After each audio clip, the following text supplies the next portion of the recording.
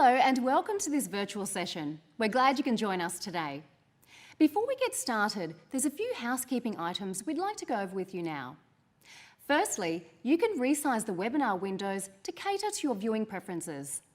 You can maximise, minimise and drag the windows to your preferred viewing size. If you look at the bottom middle of your screen, you can click on the widgets that you'll need to get the most out of this virtual experience. Secondly, Microsoft specialists are on hand to answer your questions in real time. So feel free to type in your questions using the Q&A window and we'll answer them as soon as we can. Lastly, we've provided some additional resources for you to supplement your learning.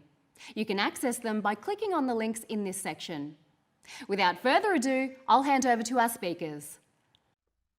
Hi there, folks, and welcome to the Azure AI Fundamentals course, a course all about the fundamentals of artificial intelligence. And today we'll also look at some of the services in Microsoft Azure around AI.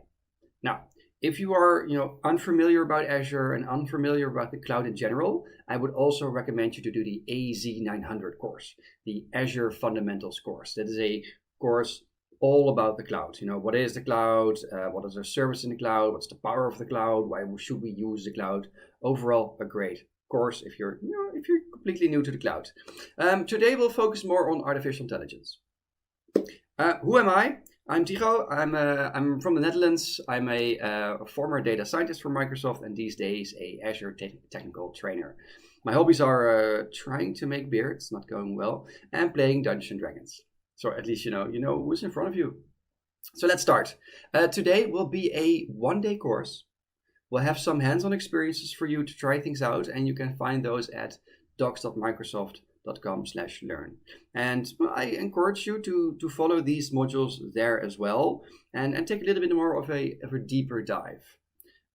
I would even say that today, looking at me is like a course lecture. When you're studying, you have lectures, and going to the docs side is like a course in a textbook. So they supplement each other. I have to say though, today might be a little bit too short to completely transform you into the data scientist. But at least you'll get a broad understanding of all the technologies and what there is, right? So what is there today? We'll have 5 modules. We'll start with an introduction of artificial intelligence. What is artificial intelligence? What are sort of some of the workloads or examples of artificial intelligence? And we'll talk, which is very important, we'll talk about responsible AI. More on that later. In module 2, we'll talk about machine learning. What is machine learning? What are some of the broad topics in machine learning? So in this case, we'll talk about 3 different types of algorithms, namely regression, classification, and clustering. A little bit of math, but don't worry, nothing complicated. And after we've introduced you to AI and machine learning, we'll get into these 3 broad topics. It is computer vision, understand, how computers understand the world around them visually. We'll talk about natural language processing, understanding, written or spoken text. And last but not least, conversational AI, really bots that use AI to create conversation. So those are the 5 topics, and that will also be our agenda for today. So let's get started with module 1.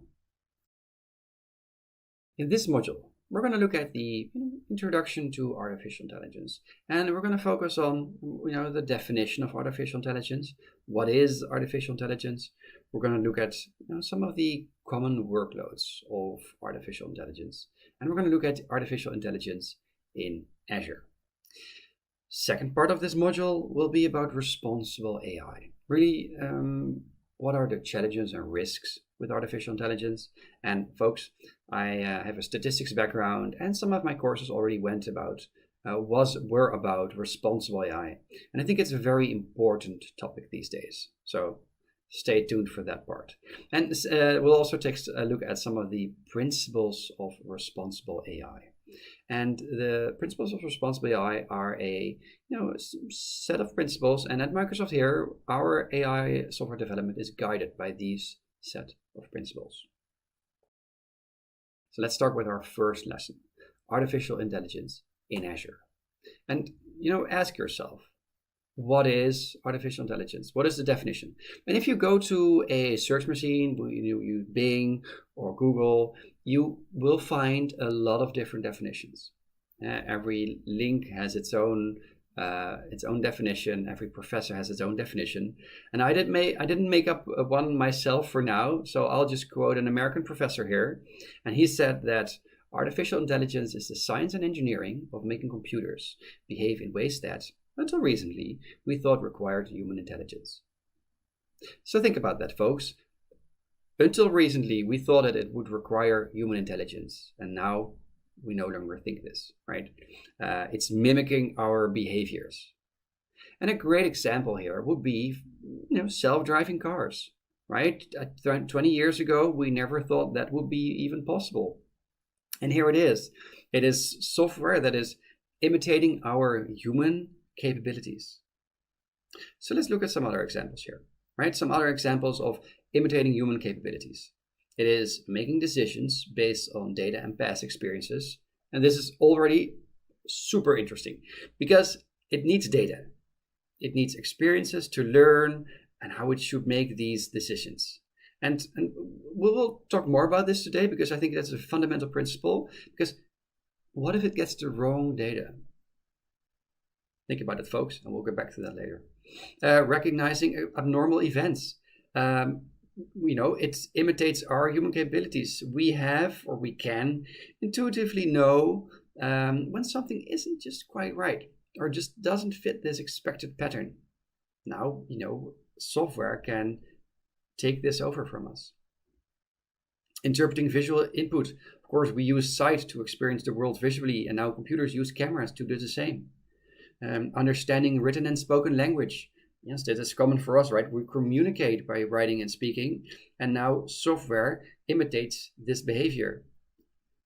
Engaging in dialogues in conversation. Yes, conversational AI. Normally we are, always we are able to engage in dynamic conversations and responding appropriately. And now, software also takes us over. So really, it's a lot of human capabilities that can now be taken over by software up to a certain extent, of course. Now, let's look at some of the workloads. So, of course, we have machine learning workloads, and we have a different set of workloads: anomaly detection, computer vision, natural language processing, and conversational AI. And you might, on the exam, get a question around identifying these types of AI workloads. So let's look at them individually, and we'll explore each of them in detail later, right? We'll get a separate module on them. Let's start with machine learning. Predictive models based on data and statistics, and really the foundation for AI. Okay, that's true. An example here will be if I have a bike rental shop, and I'm trying to rent out bicycles. It's great, and I notice that when the temperature is higher, I tend to rent out more bicycles, but I want to know it for sure. And in this case, I can have a machine learning model to try to predict, based on the temperature, try to predict how many bikes I'm going to rent out that day. Really basic. It's going to be probably a fairly simple model, but we'll look at that more in this in the upcoming modules. Anomaly detection, detecting unusual patterns of behaviors. And one thing I should note here that it is mainly about detecting something that is very rare in the data.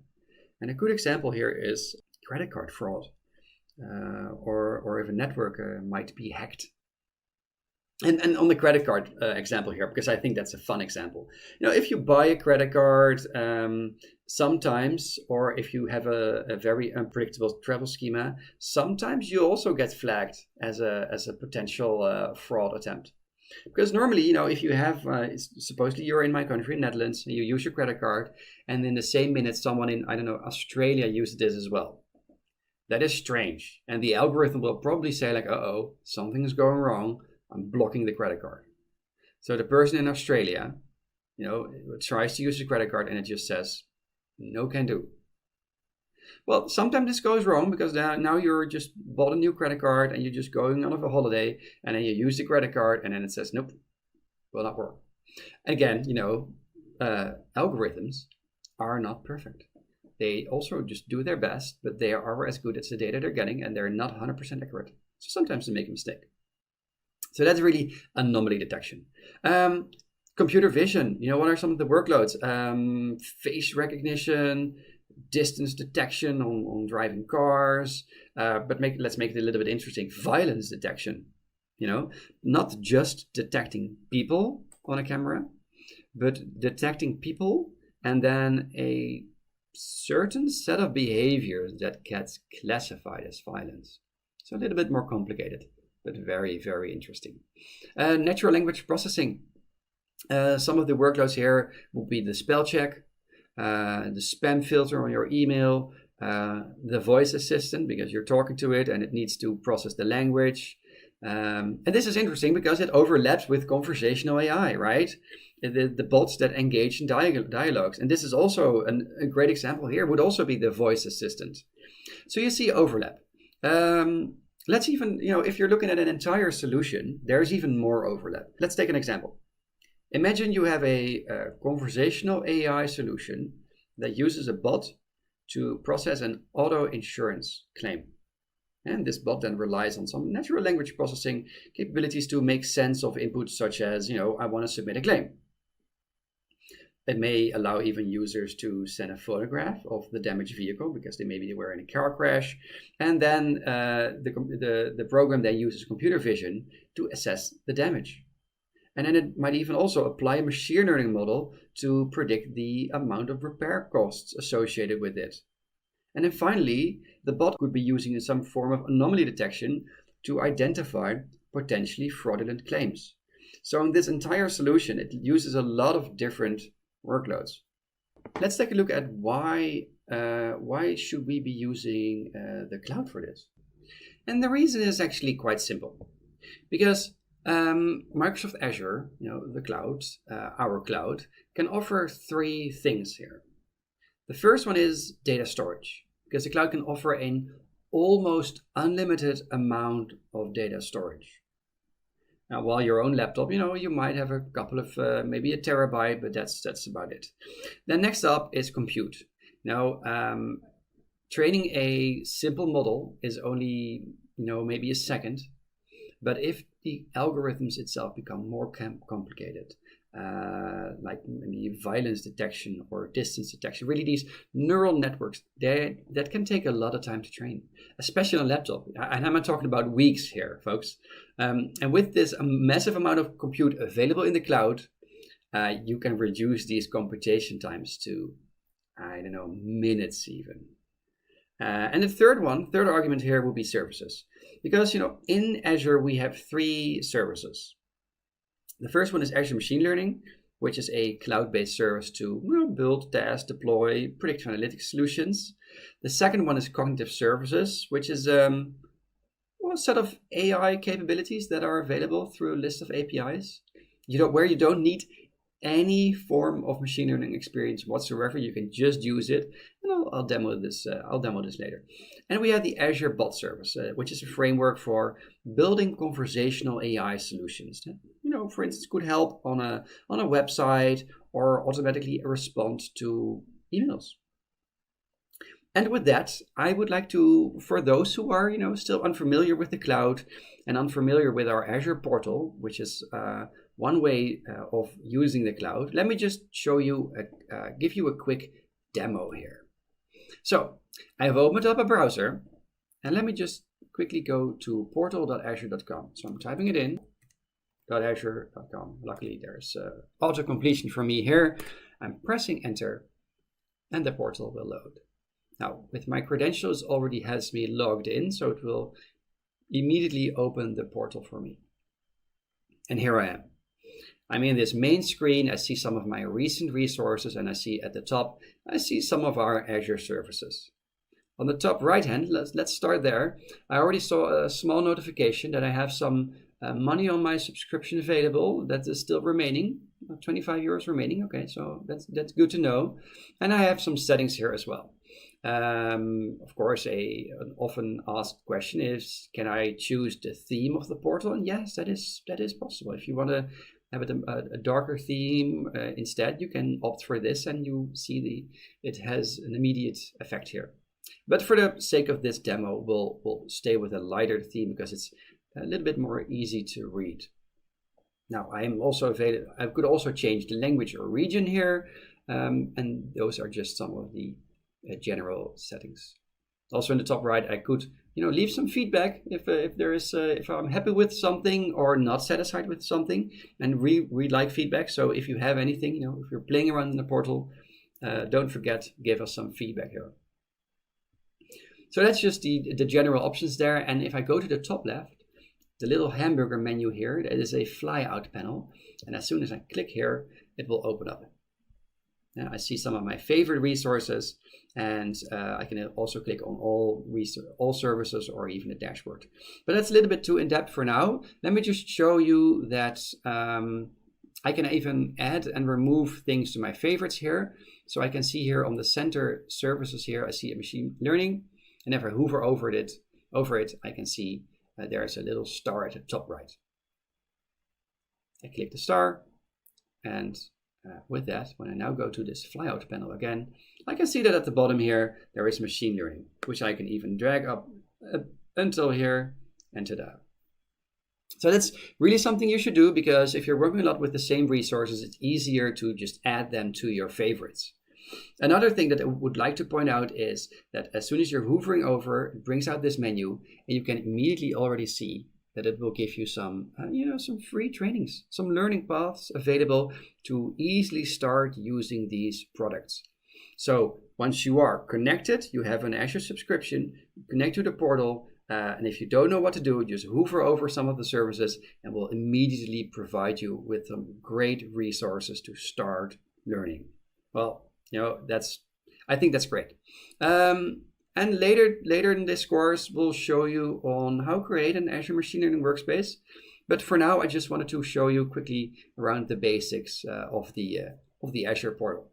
So with that, let's go back. So I gave you a small demo of the Azure portal. And with that, I would like to continue with our second lesson, which is responsible AI. Because when we're talking about developing AI, we should think about responsible AI, and we should discuss this. And we should look at the challenges and risks that come with artificial intelligence. And we listed 6 here, and let's go through them. Bias can affect result, right? A lone approver model discriminates by gender due to bias in the data with which it was trained.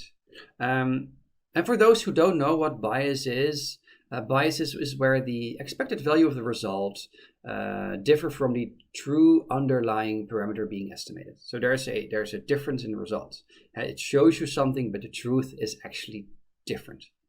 And I like silly examples, so let's make up a silly example here. Supposedly I have 50 people, and they all make apple pies, and they're good and bad at making apple pies, and I rate that as good or bad. And now I want to try to find relationships, so I hand out questionnaires and I interview them, and I train a model. And the model is trained, and it can perfectly predict whether someone can make apple pies or not. So, well, on the first sight, I am happy. And then I look at the relationships, because it apparently is so that in the data that I have and in the algorithm, the most important predictor for being good or bad at making apple pies was left or right-handedness. And then I think to myself, like, well, wait a minute.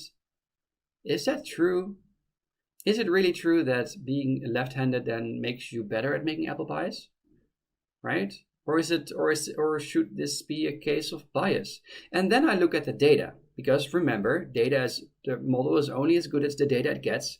And then I see that although I made nice groups of men and women, so I had men and women in the group that was bad at making apple pies, and I had men and women in the group that were good at making apple pies. But I forgot about also distributing being left and right-handedness. Being left or right-handed. And then it turns out that I only had left-handed people who were good at making apple pies, and I only had right-handed people who were bad at making apple pies. So it makes sense that then the model thinks like, oh, well, that is apparently, there's a relationship between those. But in reality, is it true? Might not be the case, right? So this is a form of bias. And you can counteract this by making sure that the data is distributed, accordingly. Okay, so it really can affect results. Second one is errors may cause harm. Yes, an autonomous vehicle, if it experiences a system failure, what happens, right? That it could be it could cause a collision, and it can be very serious. Another example here would be if there's an algorithm that determines whether or not you have a certain disease. And if you have the disease, you should be operated immediately. What if there's a wrong diagnosis based on the algorithm? So it could cause harm, right? Because a certain operation can be very invasive. Data could be exposed. Yes, because you should protect your data. The example here is that a medical diagnostic bot is trained using sensitive patient data, which is stored insecurely. That is a risk, right? A risk for personal data. And the fourth one, solutions may not work for everyone. No, indeed. If you do not think about it, that might be the case. And the example here is a predictive app provides no audio output for visually impaired users. But you should think about these things. Users must trust a complex system. Yeah. An AI-based financial tool makes investment recommendations. What are they based on? Because computers usually do not explain their predictions, right? This explainability, that's a problem. We have some solutions for this. They are too in-depth for this course, as Shapely, Lime, but we do have to take care of this because you would like to have an explanation why it's making this decision, right? And the last one, who is liable for AI-driven decisions? If there's an innocent person convicted of a crime based on evidence from facial recognition, who's responsible? Because again, an algorithm is not perfect. It makes mistakes. Maybe it's 90% accurate. Is that enough? Or is it not enough? Who makes those decisions? Really some challenges and risks around AI. And with your peers, have a discussion around these topics. What are your opinions, and how do you think you should tackle these challenges? Next up, we have the principles of responsible AI, because when we at Microsoft, when we develop AI software, we are guided by these 6 principles. And the first one is fairness, because yes, all systems should treat people fairly. It shouldn't, let's make up an example here. Suppose you have a loan approval application for a bank. The model should make predictions of whether or not the loan should be approved without incorporating any bias based on gender, ethnicity, or you name it, any other factor, right? Because it might result in an unfair advantage or disadvantage to a specific group. Luckily, Azure Machine Learning includes capability to interpret models and quantify the extent to which each feature of the data influences the model prediction. Right, so you can look at each feature and see, okay, what does it do? What effect does it have on the outcome? Reliability and safety, yes, because AI systems should perform reliable and safe. If there's an AI-based software system for an autonomous vehicle, well, you can guess the problem, right? If it's unreliable, it can result in substantial risk to human life. That's why AI-based software development must be subjected to rigorous testing to ensure that it works as expected before it gets released. Let's move on. Privacy and security. Yes, AI systems should be secure, should respect privacy, right? Because sometimes, to train a model, it needs large volumes of data that might contain personal details, and they should be kept private. But even after the model is trained and the system is in production, it uses new data to make those predictions or take actions, right? So again, there is this it's being fed new data, and also that has to be secured. Inclusiveness, yes. All systems, all AI systems should empower everyone and engage people. AI should bring benefits to all people of society, right? Regardless of physical ability, gender, sexual orientation, ethnicity, or any other factor. It should empower everyone. Transparency. All systems, AI systems, should be understandable. You should be made fully aware of the purpose of the system, how it works, what are the limitations that may be expected. And last but not least, accountability, because people should be held accountable for AI systems, right? If there is a problem with this autonomous vehicle, who is responsible? And that's why designers and developers of AI-based solutions should work within a framework of governance and organizational principles that ensure that the solution itself meets ethical and legal standards that are clearly defined. So really just 6 of these principles. And again, it's great, discuss along with your peers, among your peers, who, if an autonomous vehicle has an accident, who is responsible?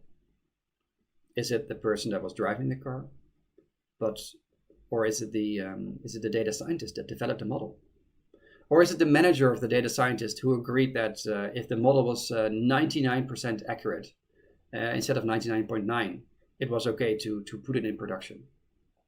And with that, let's move on to our lab. In this lab, we're going to look at some cards. We have different decks of cards, and we're going to review some example scenarios. And inside those example scenarios, we can identify some responsible AI principles. So I'm going to flip a few cards, but you can do it yourself at home as well at aka.ms/hci-demo. I've already opened the link inside my browser, so let's go there right away. Here we are, and indeed you can see at the bottom different decks of cards. So let's pick the first one here, and it says, make clear how well the system can do what it can do. And on the right side of that, there are some examples. So in this case, you have the Office new campaign experience. There is the word ideas, and there is the word preview. And this gives you, that helps you with setting expectations about the presented suggestions. Another example here would be Apple Music. And Apple Music will say, we think you'll like, when it's suggesting you new music. And this gives some form of uncertainty. And with that, it makes clear how well the system can do what it can do. Let's pick another card. Let's take a red one here. Mitigate social biases. In the example in practice here, you see that there is a calendar, and below the calendar is an icon of a person. And this icon has been made gender neutral, so there is no bias on gender. Let's take another example here. Bing. So when searching for CEO or doctor, it shows you images, but it shows you a diverse set of images in terms of gender and ethnicity. And another example of mitigating social biases is when you're typing something in the Android keyboard, and it suggests both genders when you're starting to type with an H, because it can either be him or her. Okay, so let's take another card here. Let's just take this one. Make clear why the system did what it did.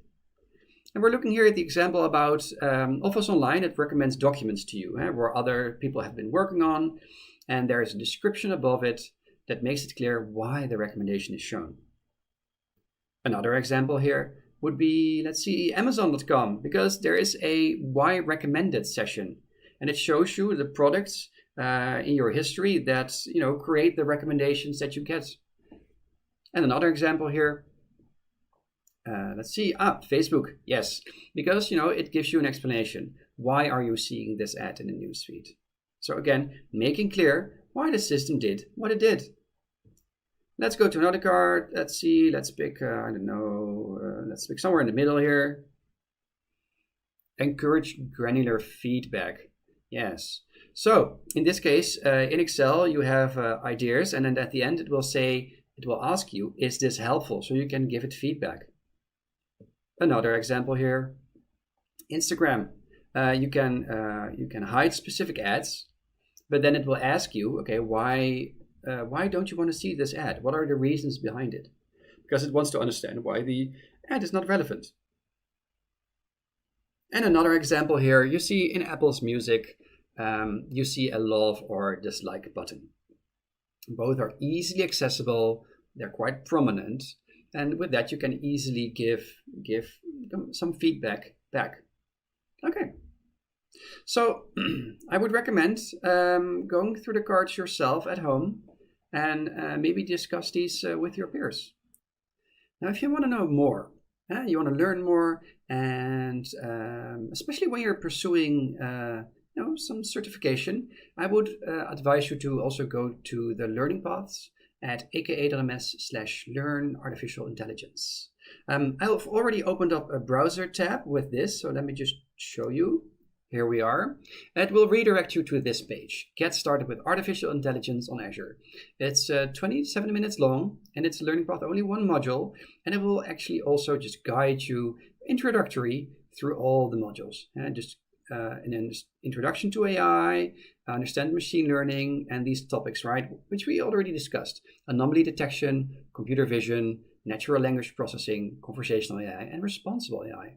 So again, if you want to know a little bit more and pursuing this certification, would definitely recommend going through these.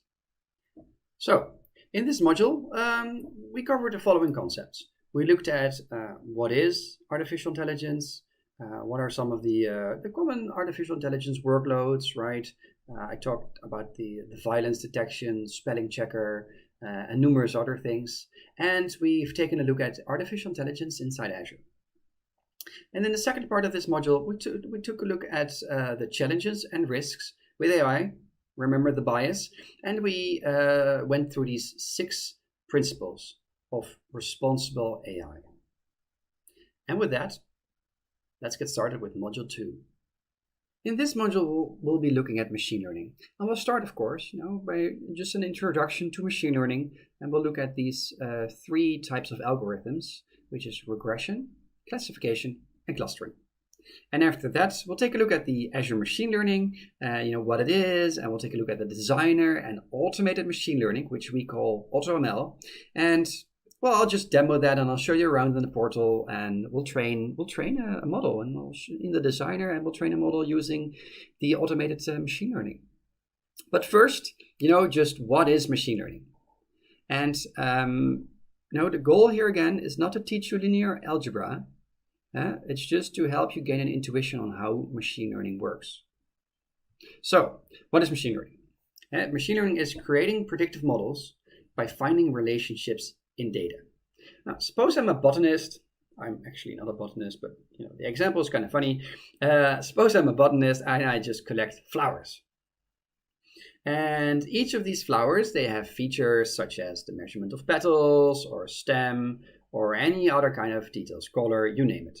Now I can provide a label, right, for these flowers. So I'm doing this, and you can see here I provided some labels. So on top left you can see 2 flowers, and I labeled those Bellis perennis, and the top right I named them Rosa multiflora. Now this sample data I can now process using an algorithm, and I can combine this together, and this algorithm now is going to find the relationships between the features and the labels. And after it has done this, I can now use this algorithm to predict new flowers. So in this case, I get a new flower, and my algorithm will predict then that it's probably a Bellis perennis.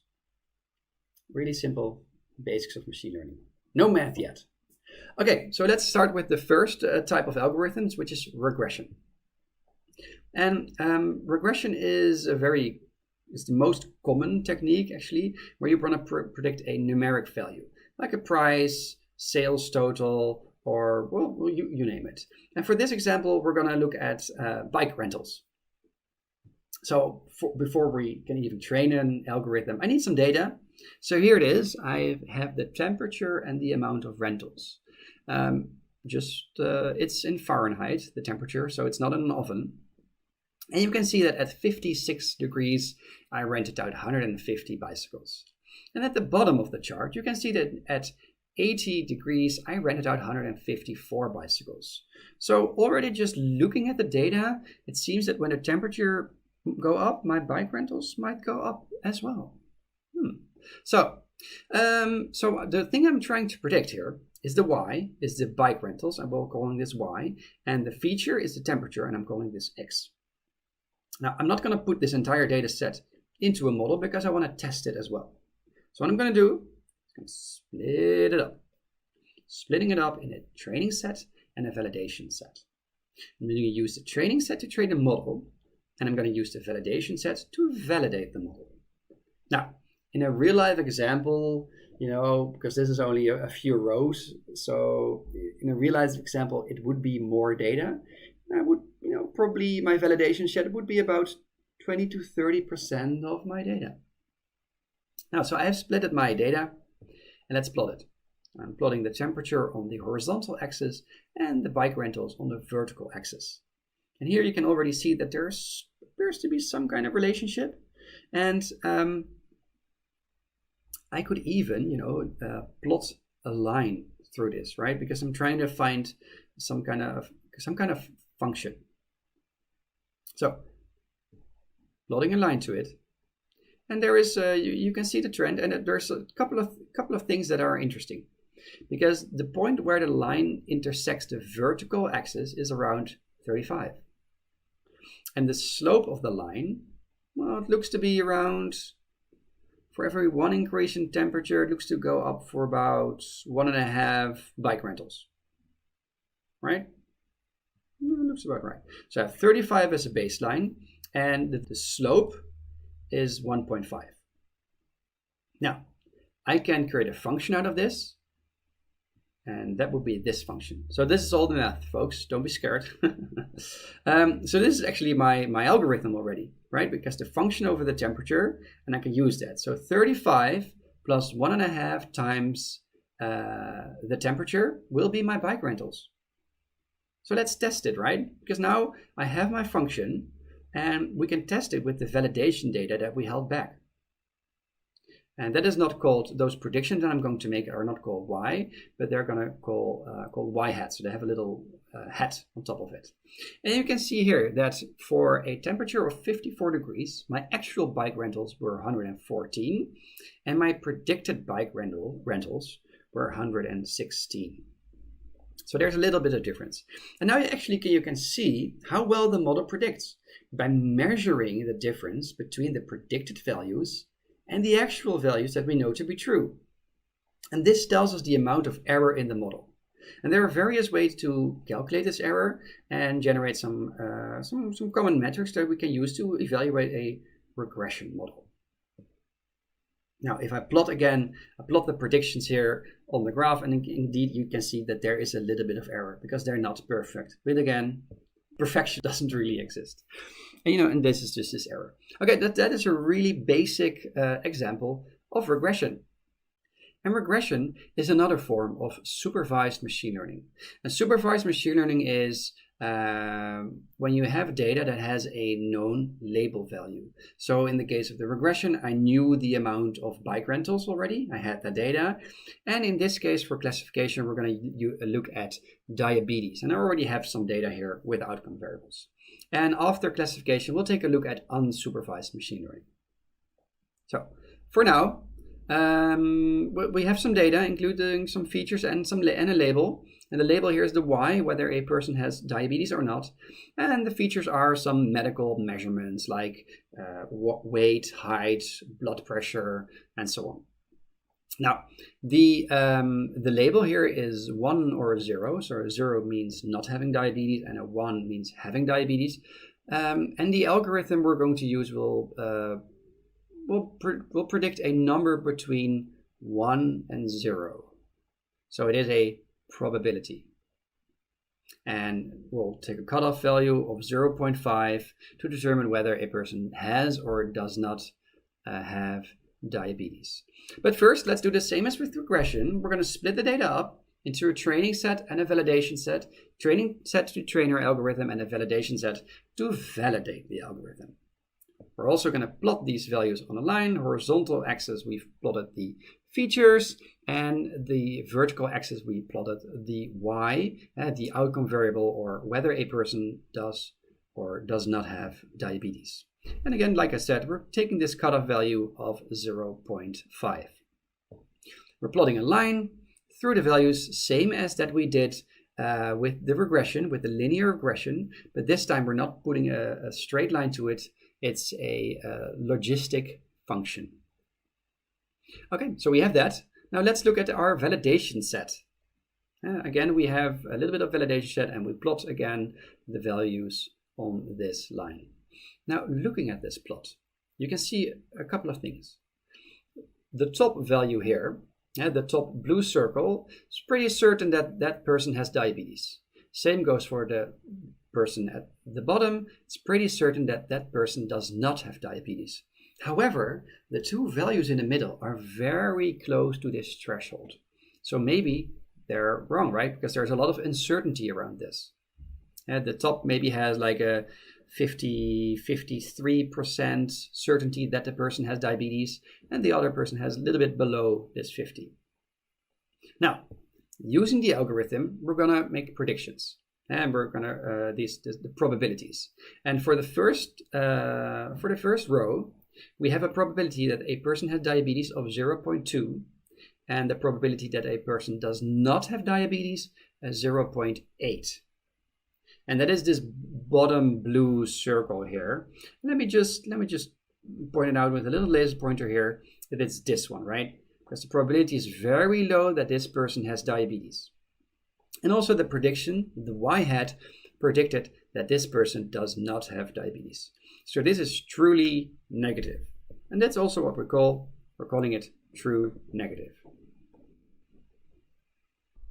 Okay, so let's look at the other one, the second row. In this case, the person has diabetes, and the probability that the person has diabetes is 0.9. And indeed, it gets correctly classified as having diabetes. And this one here is the top value here, and indeed it is a person has diabetes. We call this a true positive. Now, here it becomes interesting, because if we're looking at the data, you can see that this person does not have diabetes, but the probability of him having diabetes is estimated at 0.6, and he gets wrongly predicted as having diabetes. And this is now a false positive. And the other one is the other way around. It gets falsely accused of not having diabetes while it actually has diabetes, and that is a false negative. So it gets falsely put into the negative bracket. Now, again, if we're putting this in a little table, let's do this right away. True positive, false positives, false negatives, and true negative. So top left, true positive, and bottom right, true negative. Now we can compute some metrics with this. Now 4 rows is it's just not enough. So what we're going to do is we're going to add some data. And with this, with a magical touch, poof, we have more data. And now you can see that there's 126 true positives and 119 true negatives. And only a few false positives and false negatives. So, so it seems to be a very decent model. I'll color those to make it a little bit easier. Now, like I said, I can calculate metrics with this. So what I can do is I could calculate accuracy, which is the proportion of true results among the total number of cases. And I could calculate the precision. What proportion of predicted positives is truly positive? But let's stick with accuracy, right? So just the true results among the total number of results. I can calculate this. So let's do this. 126, you can see it top right here, 126 plus 119 divided by the total. And this brings me to a 0.897. So that's about a 90% accuracy. Now, when accuracy is not always useful, I'll give you the following example. What if I'm trying to predict meteor crash in 1,000 days. So every time I sample, and most of the time, of course, there is no meteor crash, but just once there is a meteor crash. And when I now, train the algorithm, it will give me great results. It will give me a great accuracy, but it's not doing anything, right? Because I'm unable to predict this one-time meteor, but my accuracy will be awesome, because the total amount of true negatives is very high compared to the total amount of cases. So this is an example of where accuracy as a metric is not really useful. Now, that's classification, another form of supervised learning. And let's look at an example of unsupervised learning. Let's look at an example of clustering. And the example of unsupervised learning is that we do not have the outcome variable. We don't know. So in this case, in this example here for clustering, we're using flowers, and we have the length of the flower and we have the number of petals of the flower.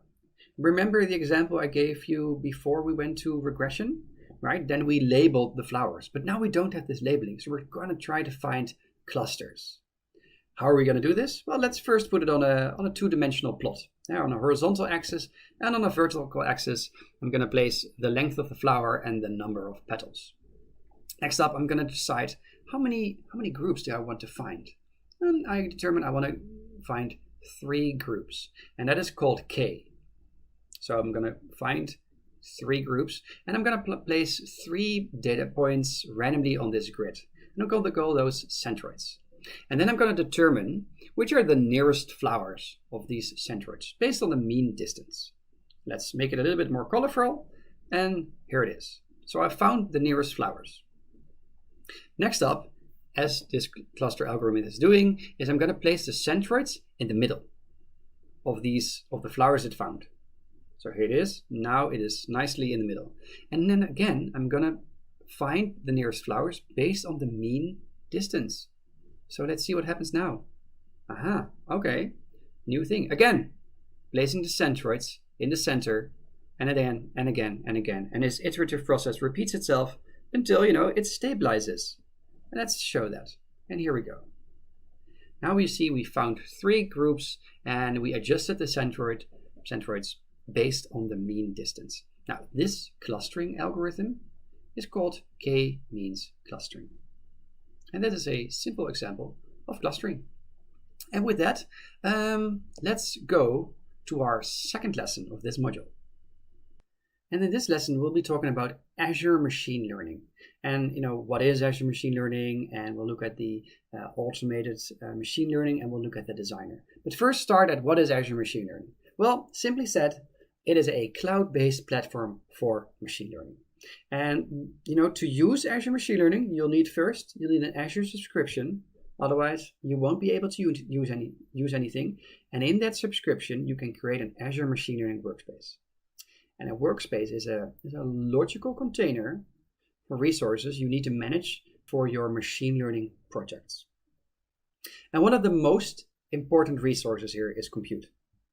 And remember when I talked about training times and that it would take forever on your laptop? Well, now you're in the cloud, so you can take this massive amount of compute and really, really, really reduce your computation times. But you need compute. The second one is also, pretty obvious. Well, you'll be needing data, right? You need to manage your data, and without data, you can't train your models. And another thing, which I think is absolutely fantastic, is experiments.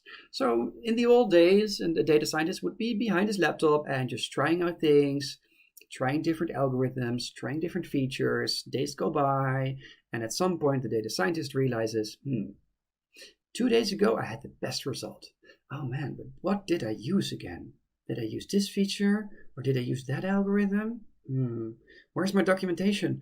Oh wait, I didn't write any documentation. Yeah. So now Azure Machine Learning tracks your experiments for you. So you can just easily go back in time and see when you got the best results or when you got completely different results. So that's a really great feature for Azure Machine Learning. Also, Of course, when you have models, it stores the models. You can register and manage them completely in your workspace. And when you're ready to use your models in applications, you can publish them as services. And that can then be accessed over HTTP connections. So that is really a very short overview of Azure Machine Learning. Now, to give you another short overview, let's go to automated machine learning. Because automated machine learning is great. It takes a lot of hard work away from the data scientist. Normally you have to you tweak your features, you tweak your data, everything is ready, and then you're going to run the models. And then you're going to run a model. And then you're going to run the same model, but doing a little parameter a little bit different. And again, you have to wait. You're going to run the model again, doing it a little bit differently. And again, you have to wait. So it's a very boring process, I would almost say. And why not automate this, right? Why not let Azure Machine Learning go through all these algorithms and all these different settings by itself? And then finally, it gives you the best model back. Now, that is automated machine learning. There's nothing to it. And I'll demo this later in the Azure Machine Learning Designer. But before that, let me just quickly tell you about what the Designer is. Because the Designer is a visual tool for creating machine learning pipelines. And a pipeline is basically a multi-step workflow to prepare data, train models, and perform model management tasks. As you can see here on the right side of the screen.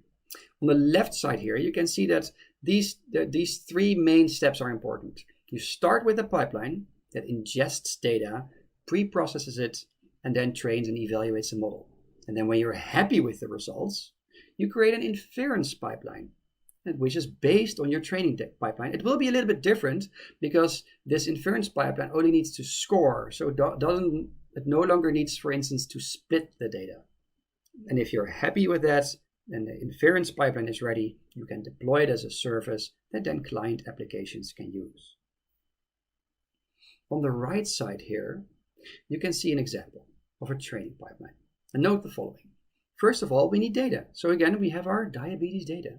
Remember, in the classification example, we also had diabetes data, and now we have it again. And I have the data, but before I can use the data, I need to process it a bit.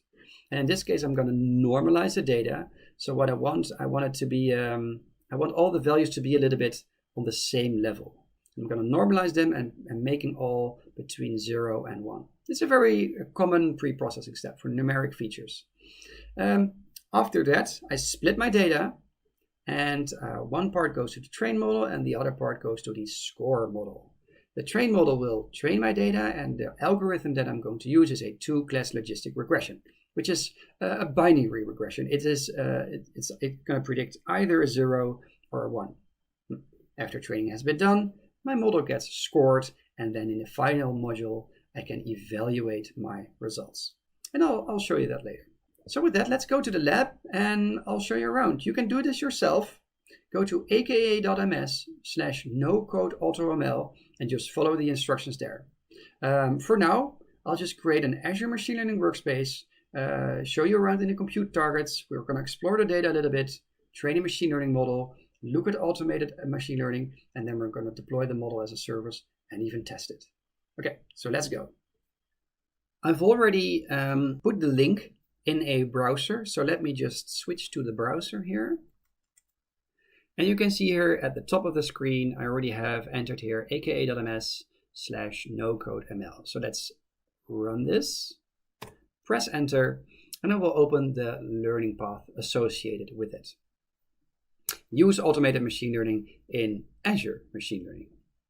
You can see that the third here is create an Azure Machine Learning workspace, and it will explain to you how to create a workspace, and the steps after it will ask you to go to the machine learning workspace itself and then open up the designer.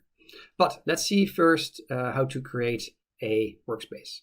I need to go to the portal. I've already opened that in a separate tab here, and I can create a new machine learning workspace by actually multiple ways, but I could click here, I could type it at the top of the screen, I could click here and then add a new one.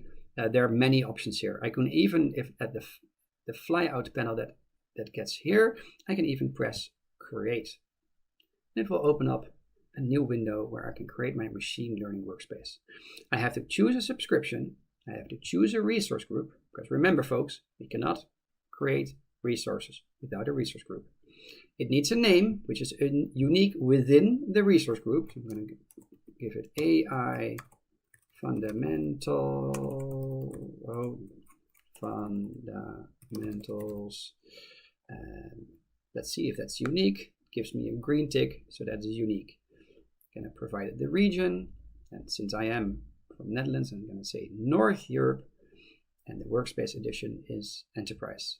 Again, if you want to use Azure Machine Learning Studio, you will need to choose the Enterprise Workspace Edition. With that, I click Create and Review and Create, and it shows me some of the basics. I check it, everything is correct, and I can press the Create button. I'm not going to do this now because I've already created some workspaces. So let me just go back here, click the Home button, and if I click here on Machine Learning, it will show me my current Machine Learning workspaces. I see that I have 2 workspaces in different subscriptions right here, and let me just click the top one, the AI 900 AML. It brings me to this overview where I can see some of the settings where I chose the Enterprise Workspace Edition. The resource group is AI 900, the location is North Europe, etc. If I scroll down, I see, well, in a big font, Azure Machine Learning Studio, and I can open it up by clicking the Launch Now button. This actually will open up a new tab and starts loading Azure Machine Learning Studio. And here I can use the designer and use the automated machine learning features. It will first bring me to the home page where I can see some of my recent resources, and on the left I have all these settings. So let's go through them and let's start with the assets, and let's start with the bottom. If I want to do some data labeling, I can choose this option. If I want to connect data stores, right here I can have this option, so from external data source. And if I want to connect compute, I can click here.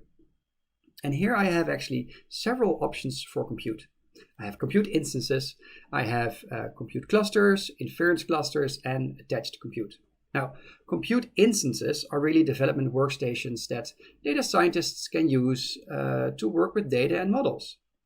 While compute clusters are really scalable clusters of virtual machines for on-demand processing of experimental code. Inference clusters are deployment targets for predictive services that use trained models, right? The ones that you trained. And attached compute is links to existing Azure compute resources, such as virtual machines or Azure Databricks. So that is compute. And we also have an option here, endpoints, but I will show you that actually a little bit more later, since we're going to train a model and then deploy the endpoint. Models, of course, since Azure Machine Learning, like it was in the slides as well, it stores my models and actually also keeps versions of it. I can easily track my pipelines that I created, and I can also track the experiments that I created. And as you can see here, there's currently one experiment, and it's called diabetes. Now, looking at data sets, I have added a data set. This is called diabetes, and if I click on the data set, it will give me some of the general properties, like the size of the data. Now, I'm not interested in the size of the data, I want to see the data. So here I can click Explore, and I can see the data there. It loads the data, gives me the first 50 rows, and gives me the columns. I can see here, pregnancies, glucose, blood pressure, skin thickness, insulin, BMI, etc. And on the most right, as you can see, the outcome variable, which is either a 1 or a 0. A person has diabetes or a person does not have diabetes. Now, it is interesting to see here, folks, because when you're thinking about data, you also have to think about how to ingest the data, but also how to prepare the data. Sometimes the data is not ready yet. Maybe there are errors in the data. There is 66 typed out in letters instead of numbers, and it ruins the entire column, or there's a lot of missing data or weird values, and so you have to do a lot of data cleaning, a lot of preparation to make the data ready for the algorithm. Because remember, The model is only as good as the data it gets.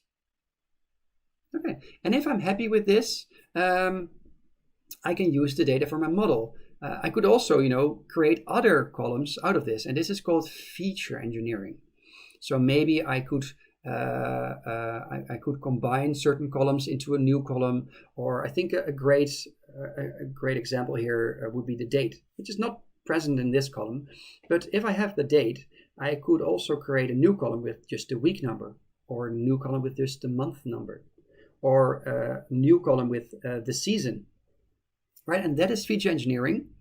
And then I can create lots of features, and then I have to select which features are important. But I'll show you that during the designer. Okay, and here we have the designer. Let me just click on this here. And if I go towards the designer, it will already give me some examples, which I can already use, build on. And below here, you can see the diabetes prediction. I've already started building this. It's a training pipeline, so let's click on this. I click on it, and it brings me to this new window. On the left, I can see all the modules that I can drag onto the screen. And here I can see the training pipeline that I've already made. Now, when I talked about feature selection, right, because you're going to create a lot of features, and sometimes you just have to select which one are important, there are modules for this. I could do this. I could click the feature selection, and I could drag one of these modules onto the screen and use it. Now, for now, that is not needed. So let's take a look at this training pipeline. It starts with diabetes data. I normalize the data, so I'm converting all the values to be between 0 and 1. So all the columns are a little bit like each other, and it's better for predictions.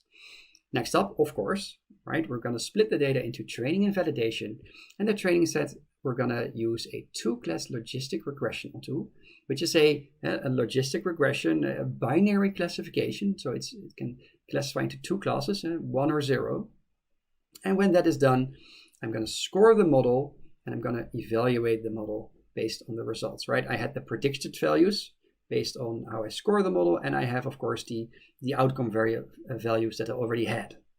Now, I can click on this as well. And remember, I can click on each module. So let me just show you that first. I can even click here on this two-class logistic regression, and it gives me some parameters that I can change.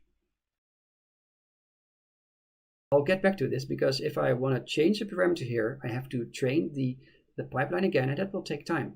And that is why automated ML, automated machine learning, is so great, because it does it for me, right? I don't have to do this all over and over and over again. Okay, so let's look at evaluate model. So it already ran, so it already did something for me. I made it quite basic. Let's look at some of the outputs. Evaluation results, and I click the third button here on visualize. We'll open a new window, and here I can see some of the metrics and some of the results. Now I'm not gonna go into these top 3, but I think you recognize this confusion matrix, which is the name of this 2x2 table. I can see that 71 cases here got correctly predicted as having diabetes, and I can see 220 cases of correctly not having diabetes. But still, there's plenty of false negatives, because they got predicted as not having diabetes while they actually had not had diabetes. And the same goes here, right? 27. Now, I already talked about the threshold, which we set at 0.5, but I can change this. And with that, also these accuracy and these other metrics change with it as well. Remember when we talked about accuracy and precision? Look what happens if I change the threshold. You can see now that the true positives go down, but the true negatives go up. And here also, there's also a shift here, right? 8 and 102. You can see that the accuracy changes as well. Now I can move it to the left, and you can see the opposite happening, right? The true negatives go down, but the true positives go up. And it's really dependent on the use case. And this is some homework I'm giving you. Think about, for instance, pregnancy tests. What is important there? I'm not going to spoil the answer for you folks. You'll have to find it out yourself. So that is really an easy way with a designer to create a machine learning model without using any code. I can just create this, run it, and I'm done. And when I'm happy with this, I can create an inference pipeline. For real-time inference pipeline, I can click this button, but it's grayed out. And it's actually quite simple why it's grayed out, because I've already created this. And because I created this, there is a button here that's now become available, real-time inference pipeline. I click on it, and now it opens this inference pipeline. It's a little bit different, because remember folks, I don't have to split the data, I just need to score the data. And I'm going to score the data using some web service input, and then I'm going to provide the outcome to a web service output. And I can publish this model, I already did, and now an endpoint becomes available. And I stalled it a bit, but here we go. Let's go to this endpoints part right here. Diabetes prediction. I'm going to click on it. I'm going to get some properties of this. I see the attributes, I see the REST endpoint, and I see how I can consume it using this tab. It also gives me some code, it gives me some keys, it gives me the REST endpoint. Really easy to use this. And even better, I can also just test it. If I click on test, I can see some of the values I can give it. I can change it if I want. So age 50, I can make it 77. And then I can press test right here, and it will give me an outcome. Also remember that the probability was always between 1 and 0, and that is also the case here. Scored probability is 0.7, which results in a scored label of 1. So it is predicted that this person would have diabetes. Now let's take a look at the automated machine learning, because I promised you that, so let's go there right now. I'm going to click here, and here it is. I'm going to click a new, I can create a new automated machine learning run by clicking the plus button. And here it is. It needs a data set, obviously. And I only have one, it's diabetes. I'm going to select it and I'm going to press next. Next up, it needs some other things. It needs an experiment name. And well, I'm actually going to choose an existing experiment because it's all for diabetes. And it needs a target column because it needs to know, what am I going to predict? And here it is. The bottom one is outcome. When I click it, it needs a compute cluster. I've already created that, so that's great. I don't have to do it. Click cluster 1, and there it is. I click next. And now it needs the type, right? It already found that it is a classification algorithm that is needed. So there's a green tick here. And I have some additional settings that I can choose from. So let's click on that. Additional configuration settings. Do I want my model to be explained? That's not needed for now. And do I need to block some algorithms? Because maybe I already know some algorithms that are going to work and some algorithms that are absolutely not going to work. So I'm just going to block them. And it also makes the training a little bit faster. I'm going to leave that for now. And I also have this featureization settings. And here I can see that, do I want to auto-detect the type? And maybe I can set it manual as well, that it's numeric, that it's text, or maybe even a date time. And if there's missing data, how do I want the data to be imputed?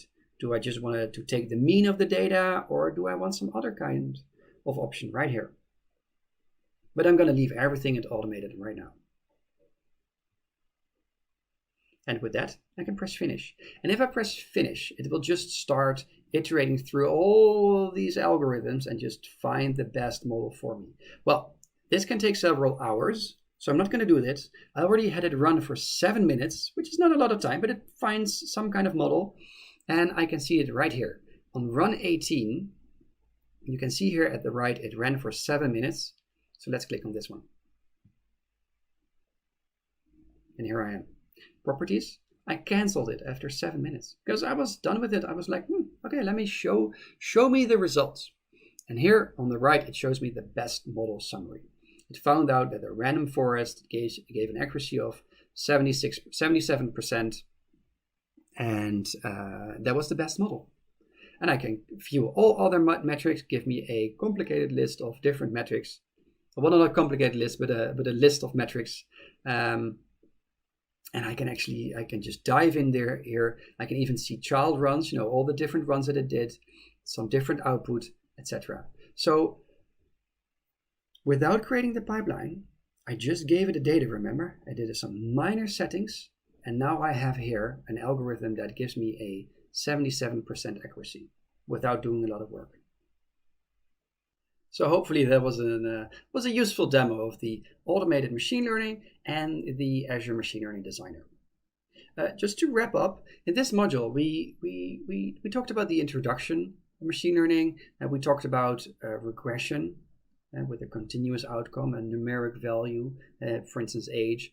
We talked about classification, really trying to classify something, having diabetes or not having diabetes, a 1 or a 0, a true or a false. And finally, we talked about clustering, right? Trying to find clusters in the data. After that, we talked about Azure Machine Learning. I showed you around what is machine learning and that you needed a subscription for it, and that it is a logical container to keep all your resources in.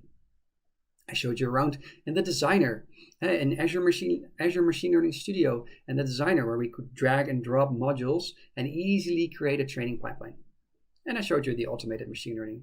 Without too much settings, I can just give it the data and let it run for itself, and then after some time, it will give me back the best performing algorithm. And with that, let's take a 10-minute break, and I see everyone back here in 10 minutes to begin Module 3.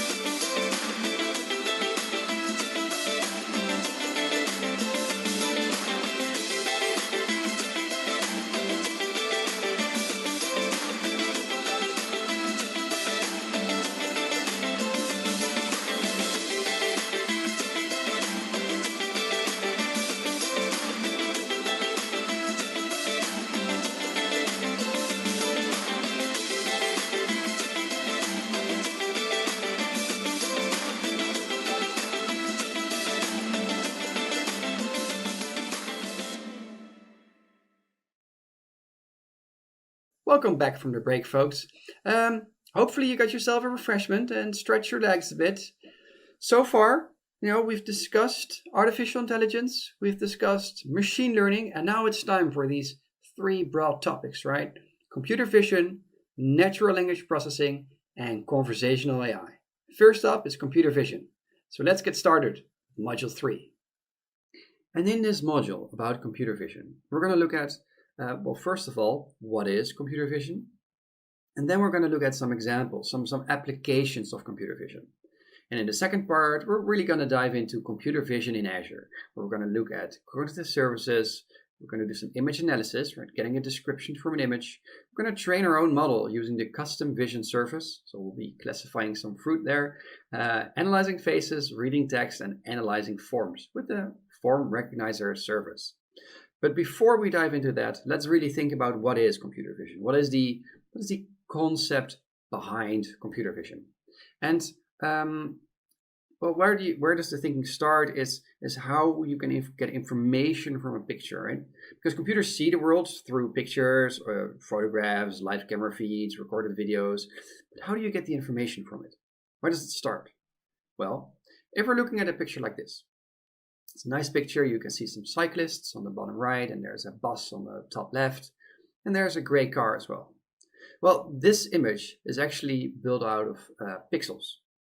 And it is actually an array of numeric values indicating the color intensity of each pixel in the image.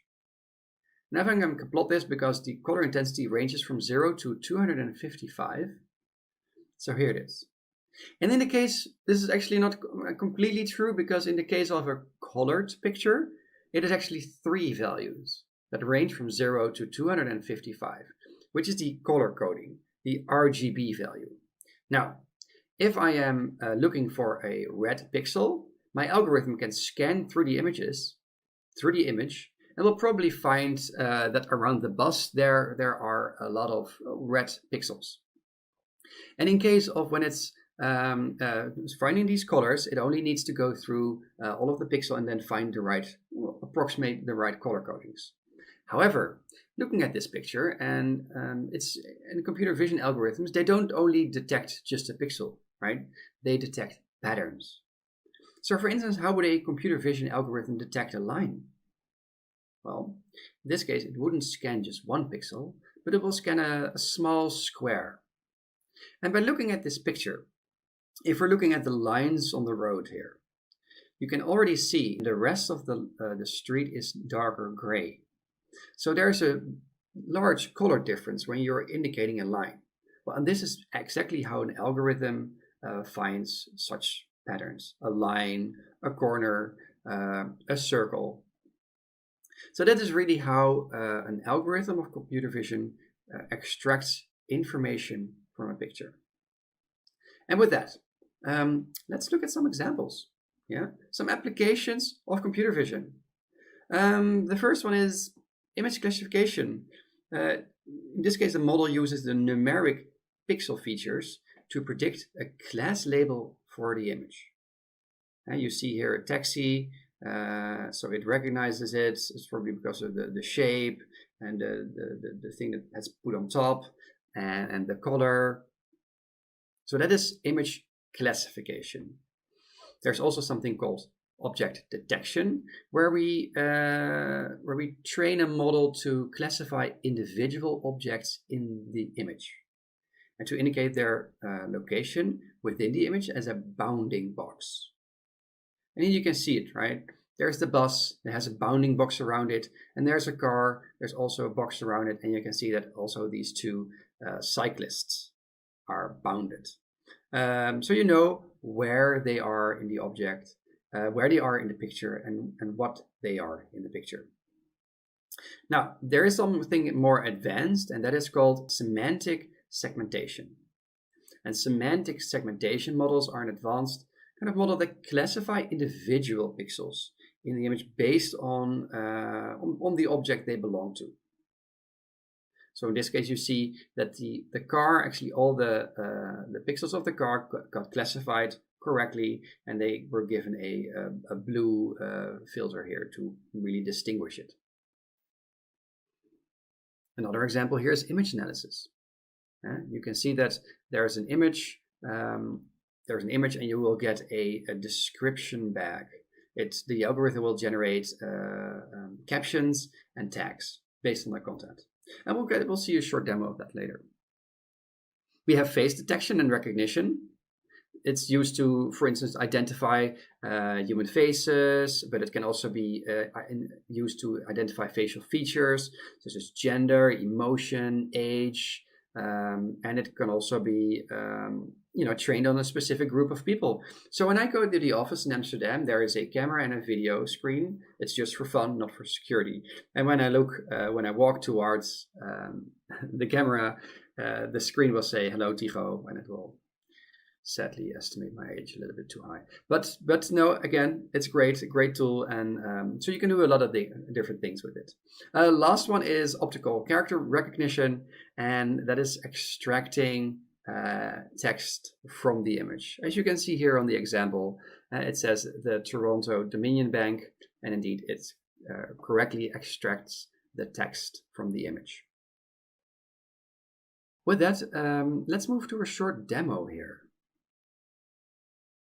And for this demo, I'm going to go towards a browser. I've already opened up the link here, aidemos.microsoft.com/computer vision. So I'm going to run that right away.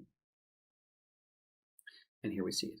So here you can, look at some of the applications of computer vision. I'm going to look at analyze and describe images. And I can pick an image here on the right side of the screen. So let's pick one here. Let's go with, I think it's a taxi somewhere. And here you can see what happens. The algorithm recognizes the picture. It provides you with tags. So in this case, you can see that it's 100% certain that it's a building, there's a car, there's a road, and as it has more tags, the confidence go down. So it's only 16% confident that that is a curb. There is a curb in this picture. It gives you a description, so it says a car parked on a city street. Yeah, could be the case. It could also be in case if I look at this picture that maybe it's waiting for a traffic light. Could also be. And it's telling me that there is no racy content and no adult content in this picture, and it's very certain that there is not. Let's try another image here. Picking out another image here. Let's try this one. Beautiful picture with some water. I see some buildings, I see some trees. And again, the tags here as well, that it recognizes some trees. It sees that it's outdoor. It's 68% confident that there is a lake. Okay, I'm not completely sure about this. And there's the right is only 18% confidence. The description here, what it gives you is a bridge over water with a city in the background. Okay, and there is no racy content and no adult content. And this is really the AI algorithm giving you a description, giving you tags back based on a picture. Okay, let's look at something else. Let's go to the next step. Read text in imagery. I already showed you a small example of this optical character recognition. And let's see how it works in real life. So I'm going to click on a picture here, 42 Street. And the transcript, it extracts the text from the picture and it says 42 Street 42. And the second 42 is also correct because I can see here on the right hand side of the screen it says 42. Okay, let's try another image here. Let's see if we can find if it makes some mistakes here. Again, no, it extracts the text from the image and it says no pet crossing, use crosswalk. And the transcript, yeah, it seems to be correct. So really, OCR, optical character recognition, extracting text from an image. Now, it doesn't only have to be like typed text, it can also be written text. So let's see here. We have a free hugs. You see a picture here. And again, you can see that the transcript below is free and hugs. So this handwritten OCR also works very, very well.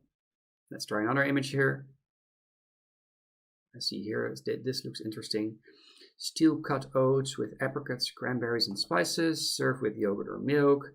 And the transcript seems to be almost correct because I do notice something that there is a 1.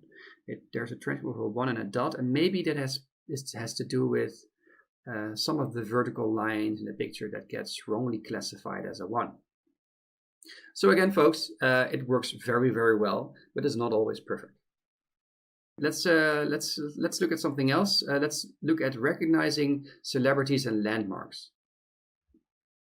Well, since I am maybe biased towards a certain picture, I think you can already guess which picture I'm going to choose to see if the algorithm correctly recognizes a celebrity. And here it is. The algorithm runs, it sees the picture, and it correctly identifies Satya Nadella, 100% confidence, as being the celebrity in the picture. It's really a great way to just play around with these kinds of algorithms. And you can find them at aidemos.microsoft.com/computer vision. Okay, and with that, let's go back. And now let's take a look at computer vision in Azure, the second part of this module. I will start with cognitive services. Because Azure provides you a set of cognitive services that encapsulate common AI workloads, such as computer vision. And you could build your own computer vision model using machine learning, but to be honest, it's a complex area, and it will take you a long time. And I'm not even talking about training time, but getting up to speed with current technologies. It's a lot of work. And using off-the-shelf services can help you develop a solution more quickly and with a lot less specialist expertise that you would need. Now, to use cognitive services, you must provision a resource in your Azure subscription. So you need an Azure subscription, and you need to provision a resource. It can be a standalone service-specific resource, for instance, computer vision, or you can use the general cognitive services resource that encapsulates all the multiple services. Using a standalone service-specific resource enables you to manage your costs and access independently of the other services, while a general cognitive services resource enables you to combine all of your AI services in a single Azure resource. And that was really for centralized management.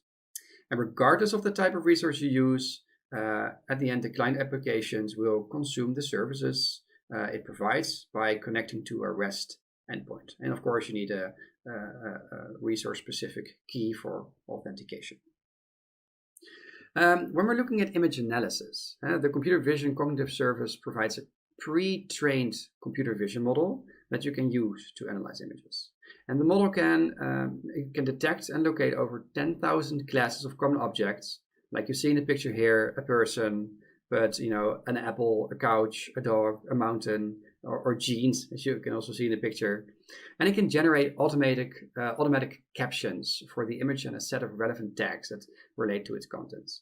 And these tags, they're very useful, because if you need to index images and search for them using relevant keywords, you can use those tags. And we'll look at some fruit later, and then you will see the use of tagging. But we'll get there during the demo. The algorithm can also detect and analyze human faces, including gender identification, and can estimate ages. It can moderate content by identifying images that contain adult, racy, or gore content. And last but not least, there is OCR. So it can detect and extract text in an image.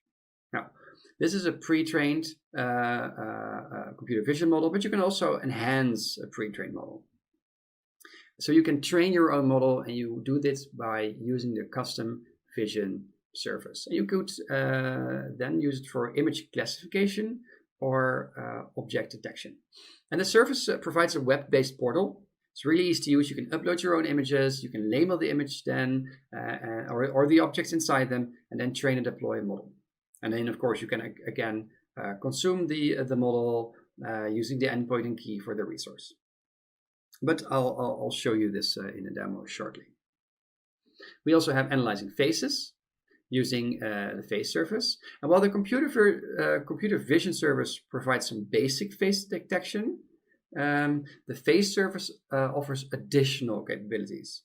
And that includes the analysis of facial attributes and the ability to compare faces for similarity, or even train a facial recognition model to verify the identities of individuals. Really interesting. Reading text we have. We already discussed it a little bit,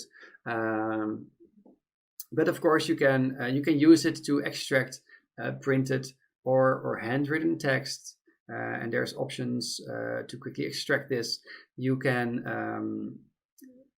It provides multiple APIs, so software developers can use this. An API is an application programming interface. And a software developer can use to extract these and then implement it in maybe an app. And last but not least is analyzing forms. So the form recognizer service offers more than just detecting and extracting text. It enables you to use models that understand the form fields. For example, identifying specific types of data such as addresses, phone numbers, dates, times, quantities, and then understanding the relationship between the field labels and values. And you can use the form recognizer to train your own model based on, for instance, some receipts you give it. So I could use it to digitalize all my collected receipts from a certain restaurant or a certain shop, and then as the model is trained, I can then extract all the information from all the receipts into, for instance, an Excel table. Okay, and with that, let me just show you around with the custom vision service in a demo. So I'm taking the aka.ms/learn image classification. Let me switch to the browser here and then put it right there. And it will open this classify images with the custom vision service. I can click on the create image classification solution. And it will open the exercise. Here I can see that I will need a Azure subscription and I will need a Azure Machine Learning Workspace, which we created earlier. Now, within the Machine Learning Workspace, if you have already created this, we are going to create a compute instance and we're going to download the exercise files. Now, for this, to easily and quickly navigate to that, we can go to this link, ml.azure.com. Let me click on that. And here it will open my machine learning workspace. It automatically redirects me to the AI fundamentals workspace. Sometimes it does ask you which workspace you want to navigate to in case you have more. But for me, I only have this one.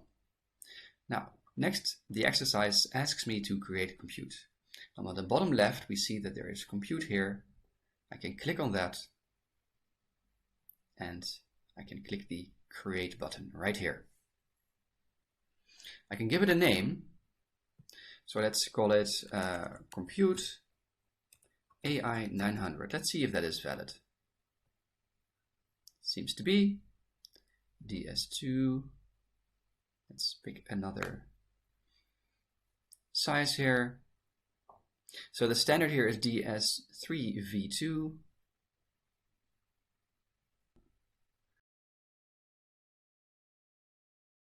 It asks me to create a DS2V2. Okay, let's go back.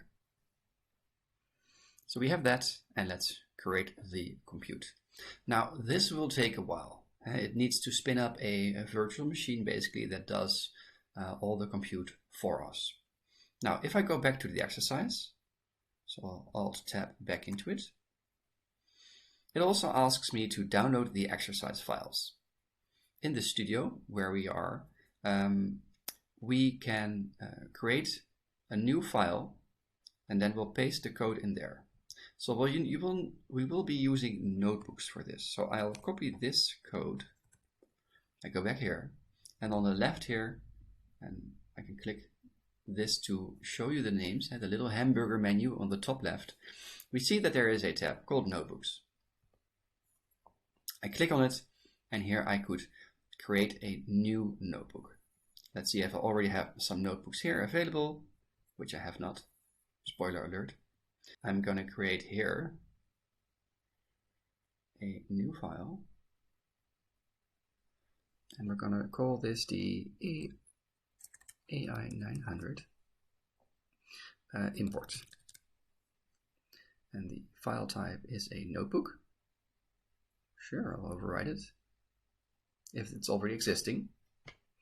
And this is just a notebook, so I can run this copied line of code and import the actual exercises here. Now, what you'll notice right away is I haven't attached it to any form of compute yet, and it will tell me this. Your document is currently not connected to compute, but you will see that it is actually already finding the compute, but the compute itself is still creating. Okay, so let's close this message. We'll have to wait for this in order that we can run the code. So I'm going to close the message here, And here, remember that I copied a line of code. I'm going to paste the code in here. And here it is. So this line of code will basically clone a GitHub location to my folders here. So while it's creating, let me just quickly navigate to this right here so you can see what it is. And while this is loading, you can see here that this GitHub contains all the exercises from object detection, image classification to language understanding. So we're cloning these files into our Azure Machine Learning Studio. Okay, so let's go back. As you can see, it is still creating. So meanwhile, let's check what the exercise wants us to do. It wants us to press the run button as soon as the compute, of course, is up and running, and then we'll complete the exercise as is in the GitHub. And we'll do the image classification exercise here. Okay. And now you can see that the compute AI 900, it's up and running. So now I can actually run my code here. So I can play the run cell, click on the run cell, and I will see some output here. Cloning into AI fundamentals, it's receiving objects, etc. So it pulls the entire information from the GitHub and puts it in under my user files right here. Now, it's checking out the files, and it's done. Now, as you can see, I don't see anything here yet, but let me just press the refresh button right here. And here we are.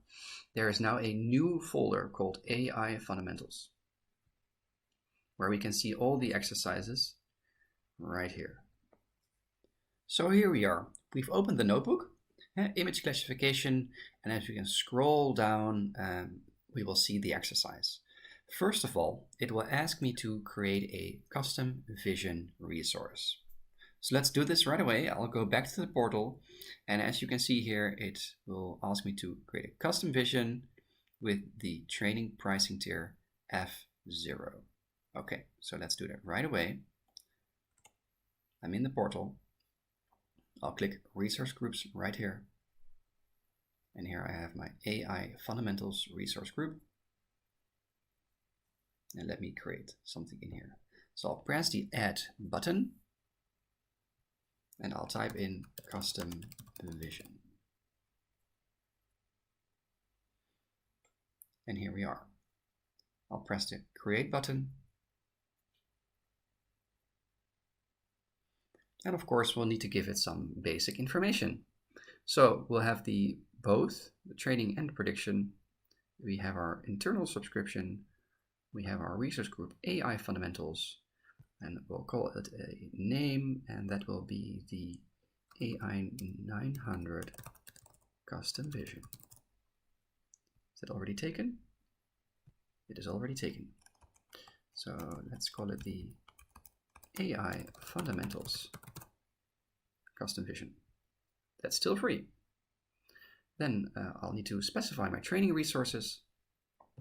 I want it obviously in the West Europe, since I'm from the Netherlands. Pricing tier, I'll use the standard tier. You can use the free tier, but I'll probably have already some resources running. So then the free tier will not work. So I'll choose the standard here. I'm also going to select this one, West Europe.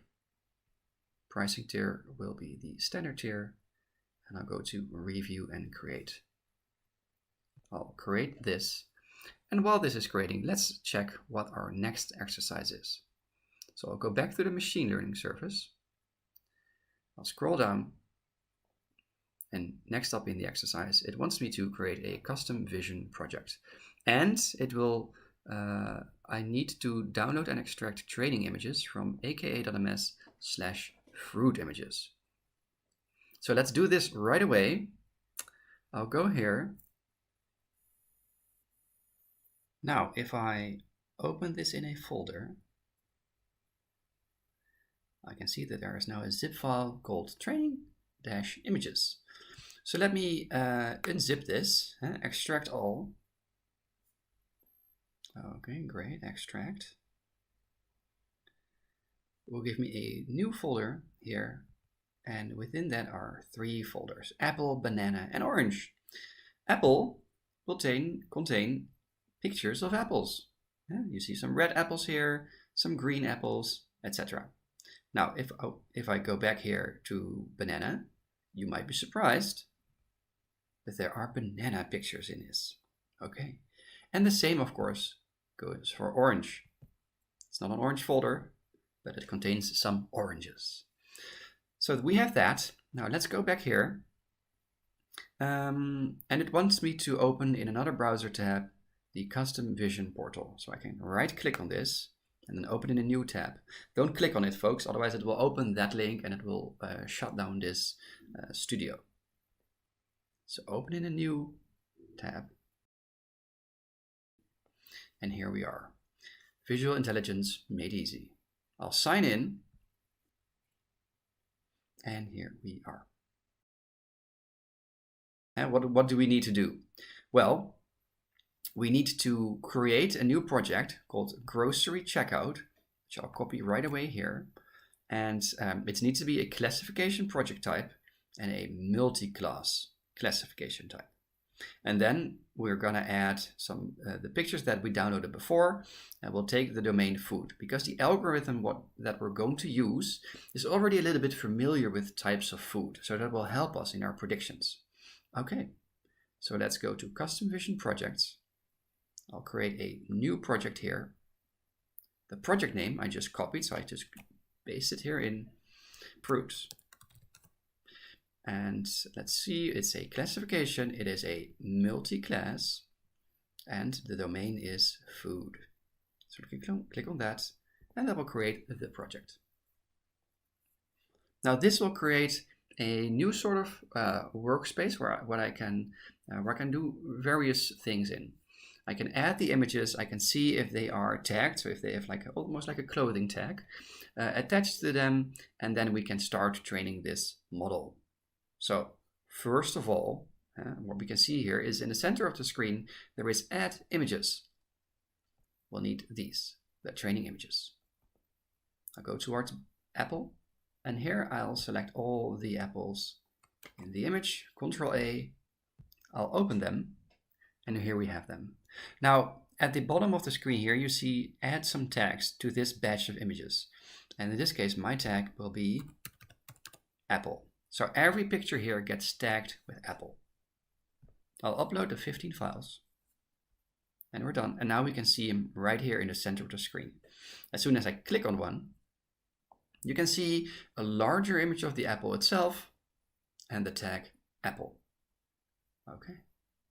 So let's add the other two as well. I'll press add images again.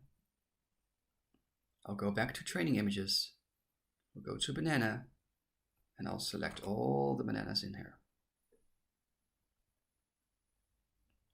Now I will add a banana tag to them. I'll upload them as well. And as you can see, they will show up right here as well, together with the apples. All nicely together. Now, last but not least, oranges, don't worry. We'll add you as well. So I'll go back to training images, click on orange, and I will select all oranges right here and give them, of course, the appropriate tag, orange. Orange. Live typing, always difficult. Okay, they're uploading, and also these 15 images uploaded successfully. Okay, and as you can see now, as I scroll down here, we see oranges, we see bananas in various positions, right? Some here you can see it's lying like this or the other way around, and we see apples also photographed from different orientations, and even also apples with different colors. Okay. Now at the left side of the screen here, I can see that I have currently showing all the tagged images. If I click on untagged, it will show me all the untagged images, which I do not have any. So close that one as well. So luckily all my images are tagged, and I am completely happy with this. I could filter down here. If I just select apple, then I will only be shown the images of apples. Okay, So now we are ready. We have our images of apples, bananas, and oranges. And now, we can train our model. But let me just show you the exercise. Where are we right now? So we've added the images. We've specified a tag. We've done this as well. And now we are going to select the quick training option right here. And then we'll do a quick test. So I'll go back here. I'll do a train model, quick training. I'll press the train button, and now it will start training a algorithm to detect these 3 kinds of fruit. Meanwhile, it will not take a long time, but meanwhile I can show you that we're going to test this through this link, https://aka.ms/apple-image. Now, just to show you this shortly, let me open this link up and paste it in here, and this is the image that we're going to use to test the algorithm. It is a picture of an apple. As you can see now, the training has been completed. It gives a high precision recall and AP, so it's performing quite well. Now let's give it a quick test, as I explained earlier, clicking the quick test button, and now it will have, I will have to put in the URL. So I'll put in aka.ms/apple-image. And here we have again the apple, and now it will give me a prediction based on the algorithm we just trained. Okay, so is absolutely sure, well, 99.9% sure that the picture I have just uploaded is actually an apple. So it's performing quite well. Okay, I'm happy with this. Hopefully you are as well. So let's close this now and publish this, right? And make it available. Performance, and then on the left side here I have the publish button. So I'll click that. I have a model name, which is groceries, and then I'll choose a source here, and then I'll press publish. Okay, so the model is now published, which is great, and I'll need some information now. So let me just go up to the top right of the screen. There's this little gear icon. I can press it, it will show me some information. Let me copy the project ID here, which is as well requested in the exercise. So if I now go back to the exercise and I'll scroll down a little bit, it says here after publishing, click the settings icon and copy the project ID. Okay, in the code below. So if I scroll down in the code below, then it selects this box. So let me delete this and then paste in the project ID. Now, to avoid confusion here, we did this, and then it will tell you something, because I need the information which is called a key and an endpoint. And if I go back here, I can see a key and an endpoint, but this is not the correct one, because this is from our training, and we need to go to our prediction. So I go to the top left here, click the I button here, and now I can, on the right side, I can click the gear button right here, and then I have here the top one is the one that contains the correct key. Copying this one. And the correct endpoint. Just as easy, Okay. Pasting it right in here. Model name is indeed groceries. So now if I press the run button, it will say ready to predict using model groceries in project, and this is the ID of the project. Okay. So we're gonna install some things here. Because you'll need some custom Python packages for this, but you don't really need to understand this now. You'll just need to run this code, and as you can see, it's actually already installed, so I didn't even have to run it. Okay, and here what it will do, this is a box of code, and let me just simply walk you through it. It will take some images, and basically in a loop, it will predict those images. And then it will show me a little plot. Okay. So I'm just going to press the run button right here. I'm going to scroll down. And here it will say classifying images. And now it will loop through the images and classify each image. And after that is done, it will show me the results. So as you can see, it's still running. There it is. It's done. And now I can see here. I can even scroll down a bit on the right side, but I've given it some apples, some oranges, and some bananas, and they are all classified correctly. So you've seen now how easy it is to create an image classification solution. And there were additional exercises that you can do yourself as well. So if you can go to aka.ms/explore computer vision, that will bring you to 6 modules about the computer vision in Azure. So let's go there now. I'll open it up. I have a tab here open. Let me just press enter here. Okay, and it loads the learning path. Explore computer vision in Microsoft Azure. And remember that we talked about, image analysis, analyzing faces, reading text, and analyzing forms. Well, each of these has its own module here. So analyzing images, classifying images, which I just demoed you, detecting objects, detecting faces, reading text, and analyzing receipts with the form recognizer service. So go through these at your own pace and learn more of the services we have to offer. And that brings us to the end of this module.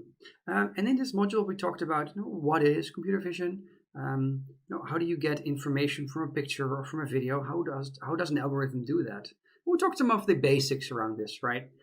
We looked at some of the applications of computer vision, some examples here, and then we went into computer vision in Azure, where we looked at image analysis, reading text, analyzing faces, talked about the form analyzer, and I showed you around in the portal and where we created a custom vision service. Remember, we classified bananas, apples, and oranges and trained and published our model. Let's take another 10-minute break, and I'll see everyone back to begin in 10 minutes to begin Module 4.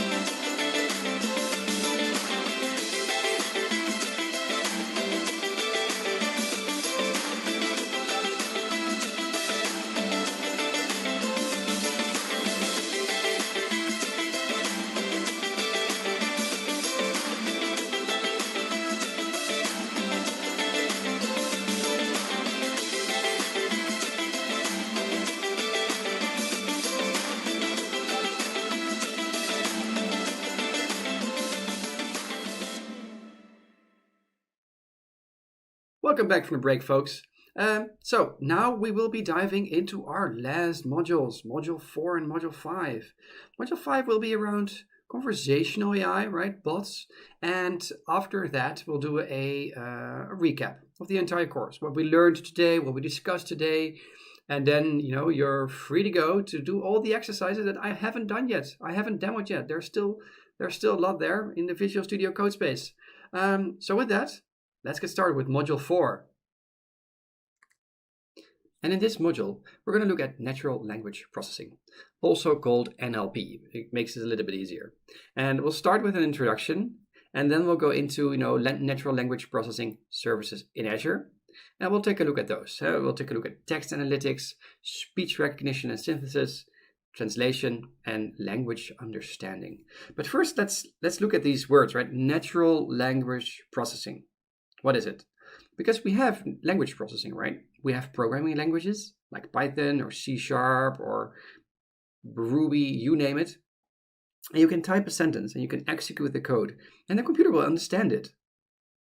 But the thing is, the difference here between natural language processing and normal language processing is that a programming language has to be precise. If I make a typo, it will not work. All the developers here can absolutely agree with me, hopefully.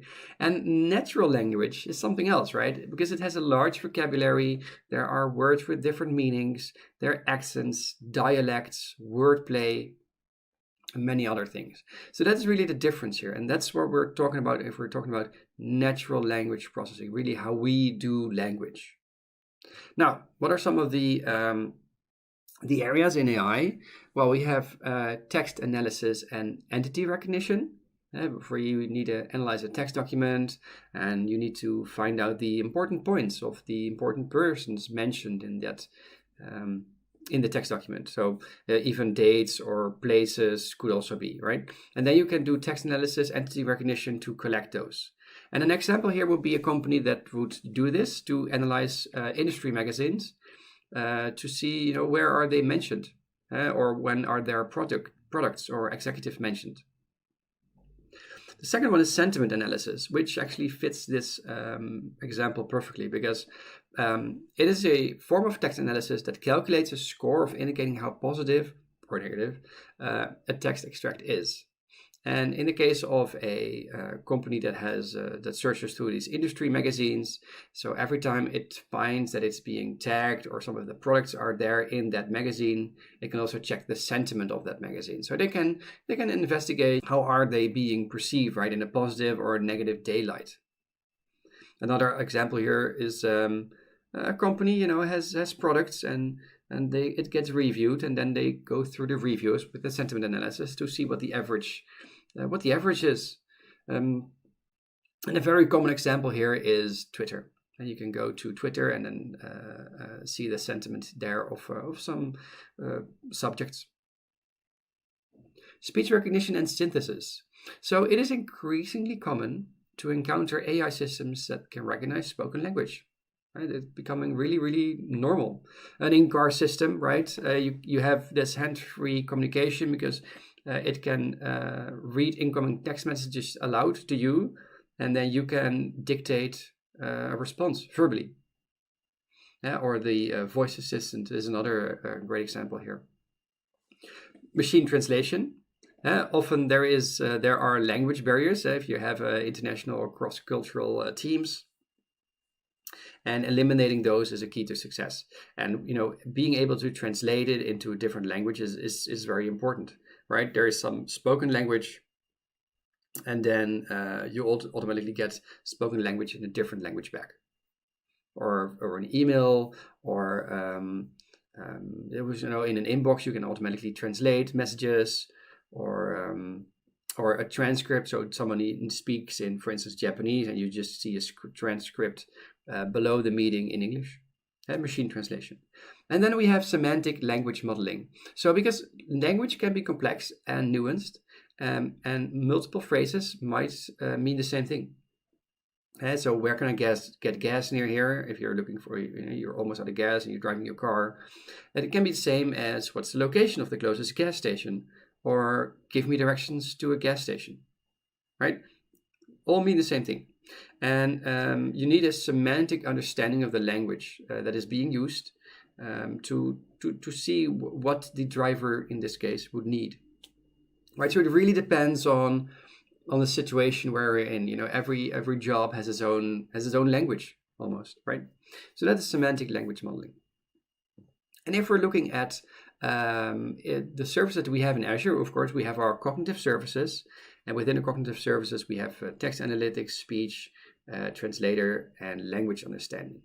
Now, you can build your own custom NLP models. Absolutely. You can use machine learning, some toolkits. You can use Python, probably other languages as well, but I would really recommend Python. But it's a very complex area, and it will take you a lot of time. You will need the expertise. So why not use something off the shelf that helps you develop your solution way more quickly, and you don't need all the expertise behind it.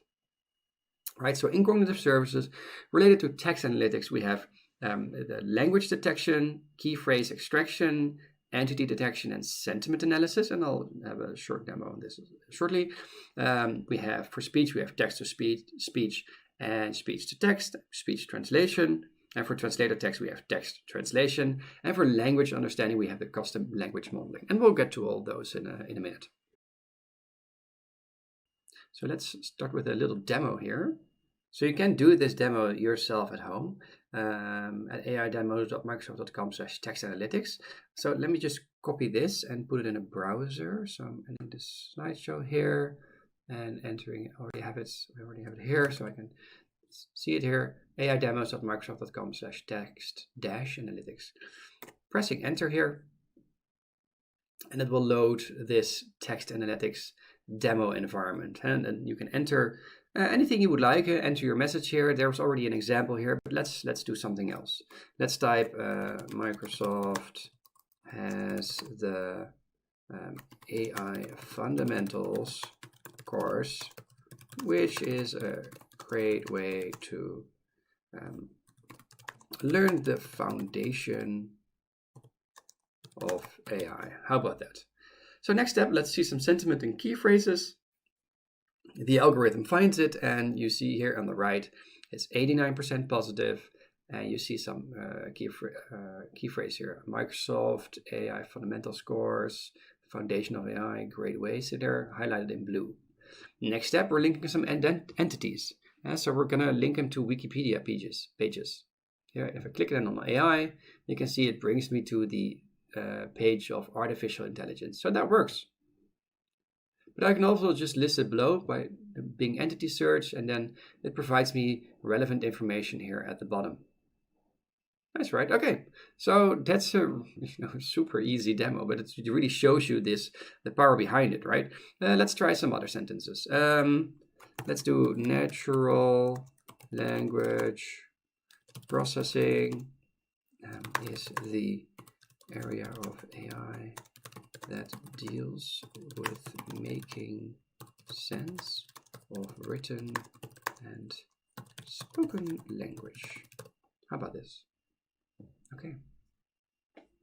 You can see now at the right, 91% positive. Interesting. Natural language processing is highlighted. Area of AI is highlighted. Sense of written and spoken language, you see that highlighted as well. So let's do some entity linking, and let's see if it does natural language processing. Let's see if it does it correctly. Does it bring me to the right page? And yes, it does. So it works. Great. And we're going back. Okay, and then a Bing entity search and provides me this relevant information. Okay. Start over. Now let's take this the common sentence here, right? Saturn is the sixth planet, etc. Please clicking next step. And you can see here Saturn, solar system, Jupiter, gas giant, etc. So there's a lot of entities here. Let's see if it finds them all. Yeah, you can see a lot of here. Solar system, Jupiter, Sun, Earth. Next step, Bing entity search. And you can see all this right here. And this just uses this natural language processing, uses sentiment analysis, key phrase extraction, entity linking, and in a very simple demo, right? So let's go back to the slides. So let's continue with the second part of this module, that is really using natural language processing services. Let's take a look at each one of them. So the first one is text analytics. And as the name suggests, it is used to analyze text documents. For example, you use the text analysis services to recognize the text, "I had a wonderful vacation in France." And then the service itself, they can determine the language that the text is written in. So it will probably say predominant language, English. Next up, the service, and we had 4, remember? It can evaluate the sentiment of the text. So let's see what a sentiment analysis does. 88% positive, because wonderful, huh? Seen as a positive thing. And the third one is it can detect key phrases. So what would be the key phrase here? Wonderful vacation. And the last thing, this is entity recognition. And well, my guess is that France would be an entity here. And indeed, it correctly identifies France as an entity. Okay, so really a simple example of text analytics. Now, when we're looking at speech recognition and synthesis, it's a bit different. The speech service provides a speech-to-text API that you can use to implement text recognition functionality. And this service supports text transcription in more than 60 languages. And conversely, the text-to-speech API can synthesize audible speech from text, which with the option to specify regionally appropriate voices for human-like pronunciation. That's the other option. So that's really speech recognition and synthesis. Now, when we're talking about translation, the translator text service enables you to translate text between more than 60 languages. So bonjour to hello. And you can also translate audible speech by using the speech service. And then it has the ability to produce translated output in text or audio format. So you say hello and you get hola in return. And then we're talking about language understanding. And this is also, by the way, known as LUIS. It enables you to train a language model that can interpret natural language commands. So an example here would be switch the light on. And in language understanding, there are 3 things that you have to remember: utterances, entities, and intents. Utterances are phrases that a user might say, switch the light on, turn the fan off, turn the fan on, turn the heater off, etc. That is an utterance. And an entity is a specific item that is referenced in an utterance. And let's talk about, like, we're doing a home automation here. We're trying to make everything automatic, and we just can say switch the light on, and then the light switches on. An entity in this example would be a light, or a fan, or music. Voice assistant, turn the music on. Could also be something. So then light or fan are entities. So utterances and entities, and the last one is the intent. Because what do we want to do with it? What is our intention? And the intent identifies the desired action for an utterance. So let me just show you a couple of demos here. So I'm still on this side, and let's go to aidemos.microsoft.com/LUIS/demo. And here we are. And now it states, there you see a house, make a statement about lighting and LUIS, and I can either type something or I can say something. So you can see that there are some lights are on and some lights are off. And let's see, because I haven't tested this yet, call Batman. Let's see what it does. And there you go. See? Hey, call Batman. So just a very short and short demo of how this works. And you can also type something here, or just or click one of the examples here, and then you can see that indeed it processes the language and then performs the actions. Just a very short demo. Okay. With that, let's go to another lab at aka.ms/learnLewis. Okay, and here we are in the exercise, create a language understanding application. And if I now go to notebooks, remember we've already cloned the GitHub repository. Now I just need to select the appropriate exercise, which is language understanding. And here we are. Okay, so in this exercise, we are going to create a language understanding. So let's do this first. Language understanding. Let's go towards the portal. I'll select the AI Fundamentals resource group. I'll click the add button, and then I'll do language, and luckily it already auto completes it for me, so that saves me a little bit of time. And let's create it. My subscription and resource group are already there, and now I just need to give it a name. So AI Fundamentals language. That is still free, so that's good. Now I need to select a location for both the authoring and the prediction. Well, of course, since I am from the Netherlands, we're going to take West Europe, and here also West Europe. Okay, awesome. Next, I'm going to review and create. Looks all good. So let's create this. So while this is validating, we'll only take a couple of seconds to deploy. Let's go back to the exercise.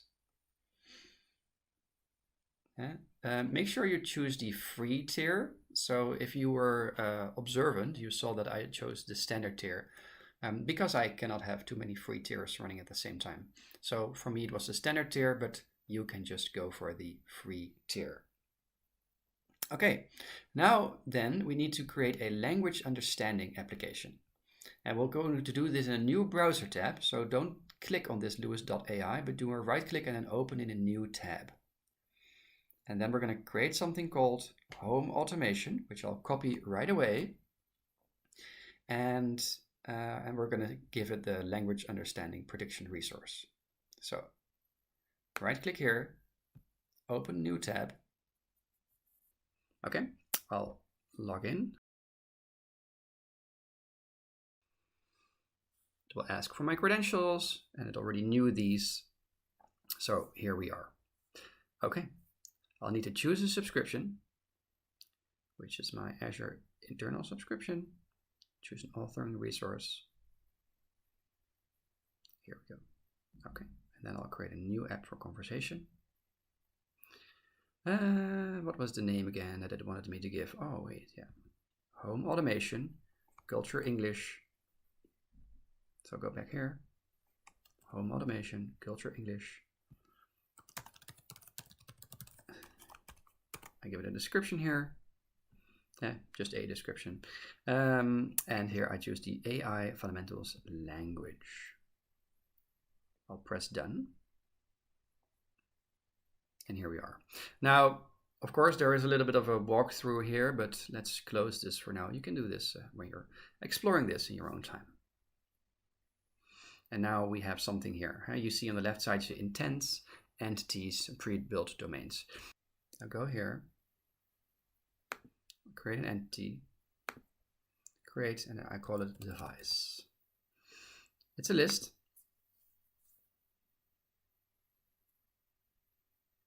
Press create, and we have created our first entity called device. Under normalized values, I'll type in light, and the synonym here will be lamp. I'll add another one, AC. Oh, this should be lamp. And this should be fan. So I've added these two values now and their synonyms. Okay, so go towards intents here. I'm going to click the Create button, switch on. And here we have it. Switch on. You can see it at the top right here. And now we need to add some utterances. And that's it. Turn the light on. And it will automatically underline the light here since that is a device. So next up, I'm adding a second utterance to the same one, which is turn the fan on. And press enter. Turn the fan on. Okay.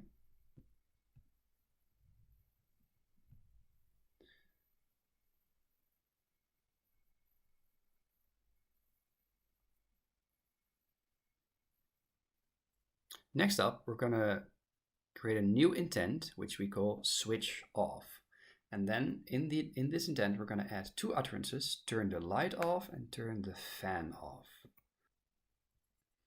I'll go to intents, and then I'm going to type switch off, add that as well, and add some utterances.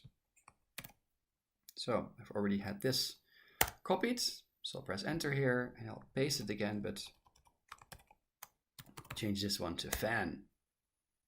And again, it recognizes automatically the devices in the sentence there. Okay, so I've added the intents, I've added the utterances. So we're done with the create intents part, and now we're going to train and test our model. So we're going to train the model, and then we're going to test the model, and we're going to copy in some phrases here. So let me just copy one themselves. I'm only going to show you one, but if you're doing the exercise yourself, you can try out the others as well. So let's go back here to the Lewis, and then on the top right, you'll see a button with a red circle around it. Press train.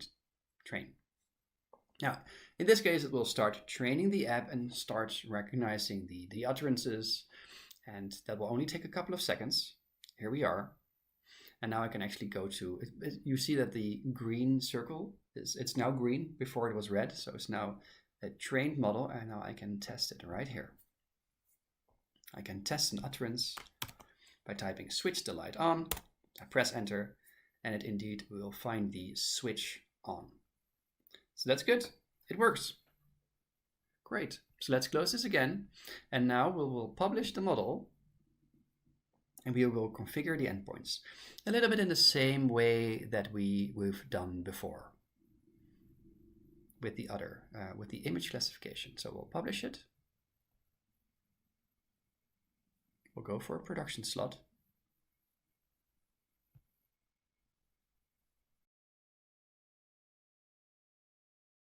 So it's now published, and now I can go to the Management tab and select the application ID right here.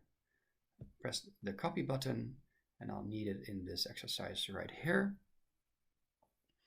Yeah, let's see here, it will ask me for my Lewis language understanding application ID, so I can just paste this in there. Now, of course, I also need the primary key and the endpoint. In this case, I'll need to go through the portal where I created the Cognitive Services Lewis. I'll go to the resource. And here, if I go to keys and endpoints, it will show me a key and an endpoint. So let's copy this one, copy the key, put it in here. Oh. Copying the endpoint, and then pasting it in here. So I now have the application ID, I have the Lewis key, and I have the Lewis endpoint. Okay. Now I can run the cell because it has everything it needs. And let's test our trained language understanding model. So here we are. And now I can enter a command. So I can type turn on the light. And it will turn the light on. I can also type turn off the light. And then the light is off. So again, by training a language understanding model, I can now use that algorithm, use what I trained somewhere else. So we trained it in the Lewis.ai by giving it some utterances, some intents, etc. And now in a different notebook, and this is just a notebook where I'm running a little bit of code where I'm using that what I've trained, because I gave it the information it needed, so the application ID, the key, and the endpoint. But you could use it in an application or maybe an app on your mobile phone, anywhere you want. You could use this now. So that's really the power, and it's really easy to create such things. Easy to create a language understanding model. Now, there is also something that we could do is we could add voice control to this. So we can add a cognitive services, and I'm going to create a new one here. So let me create I'm going to paste it in here. I'm going to create a cognitive services. Okay, created it. And now I'm going to select, of course, West Europe again. I'm going to give it a name. So let's call it AI Fundamentals Cognitive Services. Let's see if that's still available. It is. Pricing tier, I'll choose the standard. I have understood the notice, and I'll click create. So that will now create my cognitive services. Let me quickly go back to the exercise here. So I have created that, and now I get the key and endpoint for my cognitive services resource. So I go back to the portal. I go towards the resource. And here on the left side, in this panel, I see keys and endpoint. I click on that, and I'll see again my key and endpoint. So I'll copy this, copy the key, go back to the exercise, paste the key in this box of code right here. I'll go towards the portal again, copy the endpoint, I'll tab towards the exercise again. Okay, pasting in the endpoint, and then the only thing that's still there is my region where I have my cognitive services in. And as you already knew this, my location is West Europe. So I'll copy that and I'll paste it in as well, West Europe. Okay, I'll press run. Ready to use cognitive services in West Europe. Okay, well, that's great. So I've added the cognitive services. I already have my trained language understanding model. I'll run this, but it's already there. So it's just for you to see. Oh, it's actually downloading it again.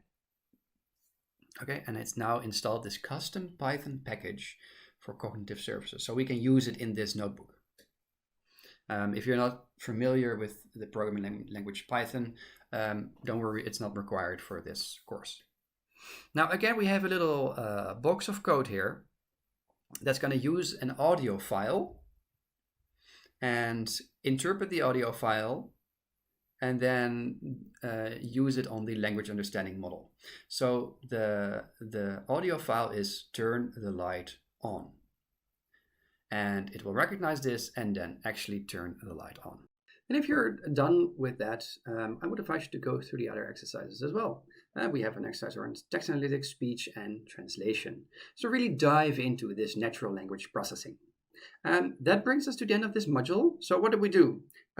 We looked at an introduction of natural language processing, what it is and what it is in Azure. We looked at cognitive services and the text analytics, speech recognition, translation, and language understanding. With that, let's move on to Module 5.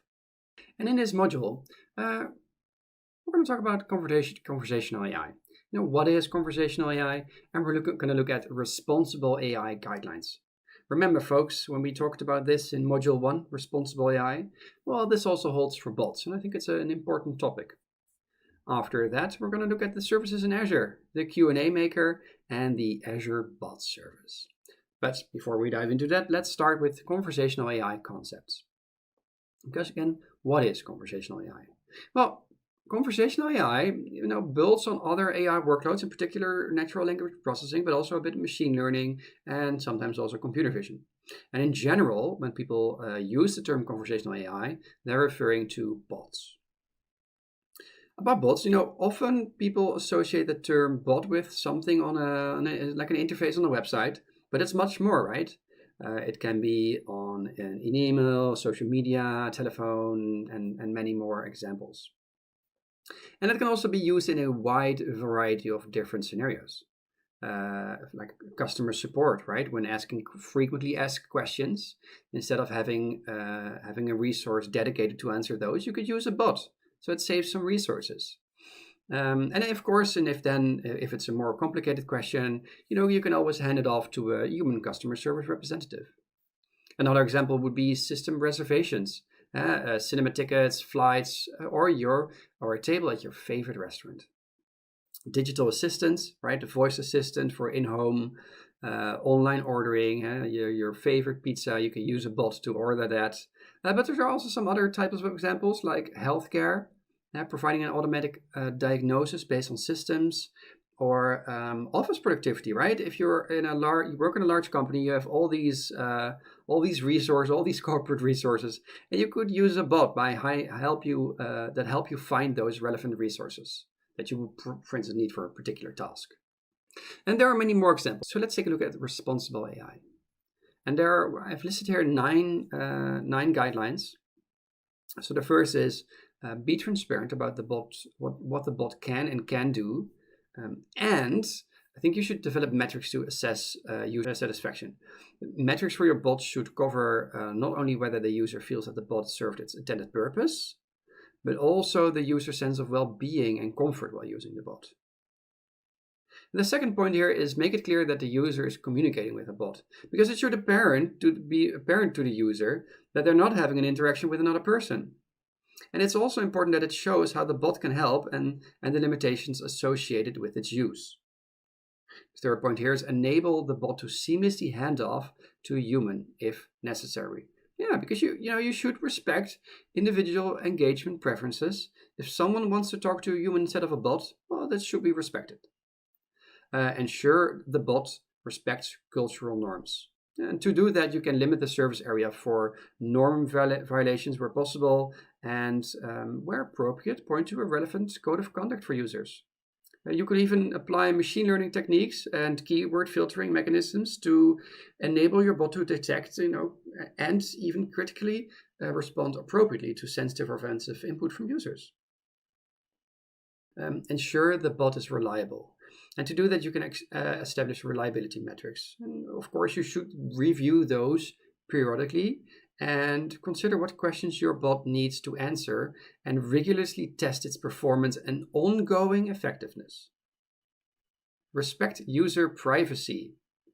And one way to do this is you could inform users upfront about the data that you collect and how it is used, and you can obtain their consent beforehand. And number 7 is handle data securely, because users have every right to expect that their data will be handled securely, right? And you should follow security best practices that are appropriate for the type of data that your bot will be handling. There's, of course, a difference between sensitive and insensitive data, and if the data is personal or not. Ensure the bot meets accessible standards. Bots can benefit everyone, but only if they are designed to be inclusive and accessible to people of all abilities. 9, assume accountability for the bot's action. Developers are accountable for the bots they develop. You as a developer, if you are a developer, you are accountable. Okay, so those are the responsible AI guidelines. And with that, let's go to a small demo here. Let me just copy the link here, and then I'm gonna paste the link in here, and it will take me to this health bot. You can try it out yourself at home by following the same link. Let's scroll down here. You can see Microsoft Health Bot. And if I scroll down here, you can click on try a demo of an example end user experience. So I'm going to click on this, and then it will open the chat, and it will open an introduction of the Contoso Health bot. Now, the first thing you see is you see that it's already making sure that the user knows that it is a bot. It shows you what it can and cannot do, and it's being transparent. Okay, and at the bottom you can see already, you can ask me things like my arm hurts, info about diabetes. Well, and during this course we had some examples of diabetes. So can I have some info on diabetes? Okay, and there it is. I get an overview: diabetes mellitus. Occurs when a person's body can't make enough insulin. Okay, and I can click further on this by symptoms or causes. Okay. Well, if I'm satisfied with that, let's do something else. So let's say I have a cold, so my throat. Oh, is it like this? My throat hurts. So it registers the following symptoms, and they're reporting. I can report additional symptoms. Maybe I have a cough. I have a cough. Okay, so sore throat and a cough are registered symptoms. No, there aren't any other symptoms, so I'm going to type none. And now it's starting to assess my symptoms. So how long have I had a cough? Less than 3 weeks. How would you describe your cough? Well, it's a bit of a dry cough. So yeah, dry cough. Okay, submit it. You could see I could also leave it open by not ticking any of those boxes. Have you been diagnosed with asthma? No, I have not. Do you have a fever? No. Does your throat or nose feel itchy or tingly? Let's say yes. And I think this might be because it's asking for instance, allergies. I would assume, at least. Do you have a runny nose? Yeah, okay, let's do that as well. So here's what I said. There's an overview: 33 years, male, initial complaints, sore throat and cough, and then it collects some other symptoms. The suggested self-care is self-care at home, and it's possible causes could be common cold, flu, acute sinusitis, and hay fever. And I expected, based on the questions it asked me, I thought it was also trying to find out if it might be a case of hay fever. So really a health bot you can use to reduce the needed resources to get a diagnosis, and this information then can for instance be sent to a doctor. With that, let's head back to the slides. So that was an example of a bot. And let's continue with our second lesson, which is conversational AI in Azure. And remember, I talked about, I mentioned already two services, which was the Q&A Maker and the Azure Bot Service. And the Q&A Maker it's a cognitive service that enables you to define a knowledge base of questions and answer pairs, and you can create the knowledge base by answering questions and answers, or you can import an existing FAQ, frequently asked questions list. And you can also augment those questions and answers with some built-in chat sources, which include some common conversational exchange, like how are you doing, how is the weather. So you can augment the Q&A. And after creating the knowledge base, you train a model based on those questions and answers and publish it as a service. And then client applications, and in particular bots, can then consume the knowledge base and use it to determine appropriate responses to user input. So that's the Q&A Maker service. And the Azure Bot Service, that provides a platform for creating, deploying, and managing bots. And with the service, developers can use the Microsoft Bot Framework SDK to develop bots easy and also easily deploy and manage them in Azure. Also, by using the Azure Bot Service, you can easily integrate your bot with, for instance, Azure Cognitive Service like Lewis and Q&A Maker, and connect your bot to multiple channels such as web chat, email, or even Microsoft Teams. So those are the two services, and with that, let's now just go and create a bot. So in this exercise, we're going to create a bot. Let me just tab into my Azure Machine Learning Workspace. I'll go to the notebooks right here, and there I will scroll down. I will scroll down to go to the Q&A bot notebook. Here we are at the Conversational AI notebook. I'll scroll down because in this exercise we're going to do a couple of things. We're going to first of all create a Q&A, make a knowledge base. We're going to create the Azure resources that we'll need with it, and from there on we'll continue, creating everything. Okay, so first of all, I'll need to go to qnamaker.ai. So let me just press a right click here, open a new tab. Do not normally click on it, otherwise you'll lose here, and it will need to reload, which will just take a couple of seconds. So that's something you want to avoid. So it's opening a new tab here in the qnamaker.ai. Now I can click here at the top, create a knowledge base, and this will give me a multi-step setup to create a knowledge base. First of all, I'll need to create a Q&A service in Microsoft Azure. So if I click this, here we are in the create for the Q&A Maker. You can see it in the top left, Q&A Maker. I have the Azure internal subscription again selected, internal consumption, and I'll check my AI Fundamentals resource group.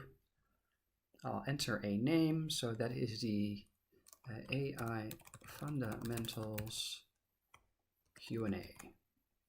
Let's see if that's already taken. Nope, it's okay. Pricing tier. I will do the standard tier here, since I might have been using the free tier somewhere else already. Okay, now my search location, I'm going to pick West Europe. Again, for you, just take I think you can take the free here as well. The app name, I'll leave that as it is, and we'll again choose West Europe for the website's location. I'll disable application insights. That's not something we're going to look at right now. And that's it. So let's verify if it's all correct. And click on create. So now, if everything is in order, if I didn't specify things wrong, it now starts deploying the Cognitive Services Q&A Maker. Now, this will take a minute. So meanwhile, let's go back to the exercise. So let's go back to the Q&A Maker here. And as soon as it has been created in Azure, we'll need to hit the refresh button. So I'll hit the refresh button. I'll again select the Azure internal subscription and choose the AI Fundamentals Q&A. And I can select the language, which of course I am going for English. Okay. Next up, we're going to name my knowledge base and we're going to populate the knowledge base. So let me just check the exercise here. What kind of name does it want me to choose? So it says Margie's Travel Knowledge Base. Okay, so let's paste it in there. And now it needs some information. I can do all the knowledge base, I can create it manually. But in this case, we are going to use a URL. Which is the URL? It's from the GitHub. Let's write this one. I'll copy this right here. Which is basically a document, a Word document with just some questions and answers. So let me copy this right away and paste the link in here. And then don't forget to click the add button here. So now it is added. Also, just for you here, let me just open it right away. And now you can see that it opens a Margie's frequently asked questions.docx. Let me open that just to show you what's in there. And here you are, just some really basic questions and answers. That's it. Okay, let's minimize that again. And let's go back to here. So populate, yes, we've added the URL. Chit chat, let's take professional, but you can also, of course, choose something else. So I'm going to click the button. Will not take very long, but here it will create it. And after this is created, we can start creating a actual bot that then uses the question and answer pairs that were in the document, and that uses it through the Q&A maker. So while this is being created, let's quickly continue on. Oh, it's actually already done. But let's quickly go back here and see what else is there to do. Right, so we need to add a Q&A pair. So there are already a couple in there, but we're going to do some others, and then we're going to save and train and test it. Okay. So let me just add a pair. On the right here, I can see add Q&A pair. I'll click on this, so I can just add anything I like. So how is the weather?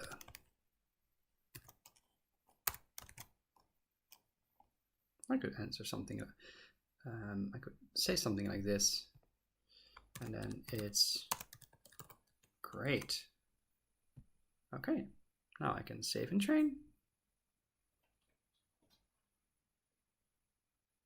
Again, it only takes a minute because we don't have a lot of questions and answers, so it's quite easy to train, and then I can test it. Here I can say, how is the weather? And then it will answer me, it is great, etc. Very simple. I could also say something else. Why Margie's travel? And it will give me these things. Okay, so it works. Let's remove this, let's close this. And we have now a trained algorithm and combined with our knowledge base. So let me just go here. I'm going to click on publish. Yeah, sure. Of course, publish. Now this will take a minute, but now it creates an endpoint, so we can use that inside our bot, which is great. And now we can test it inside the portal as soon as it's there. Okay, so it's created, and there's some general information here, and we're gonna create bot here. Click this.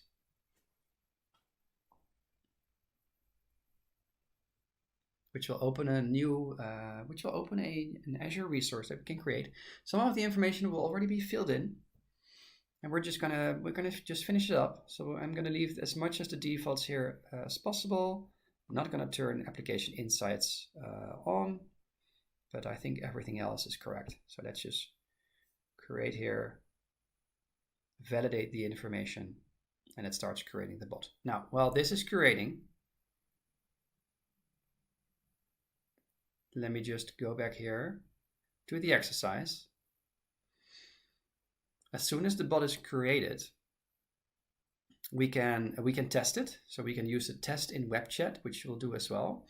And then we can go and in the channels page, and we can use the code provided there to actually use the bot inside, for instance, an application, which we're simulating here. Okay. So while this is being created,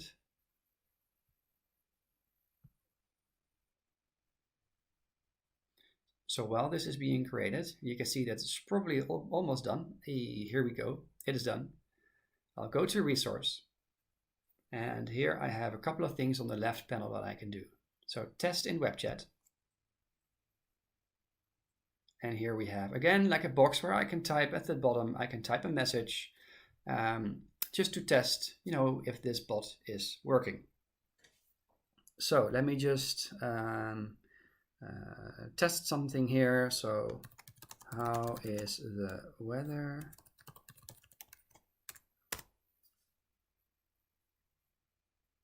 There it is. So normally I would wait for the hello and welcome, and then you know that it's working. So I can also say why Margie's travel. And then it will immediately now, see, it has started up now. So now it's a lot faster with providing me an answer. Okay, Now I can also go to channels, as you should do as well in the exercise. If I click on this, which opens up a web chat, and I can click the edit button right here.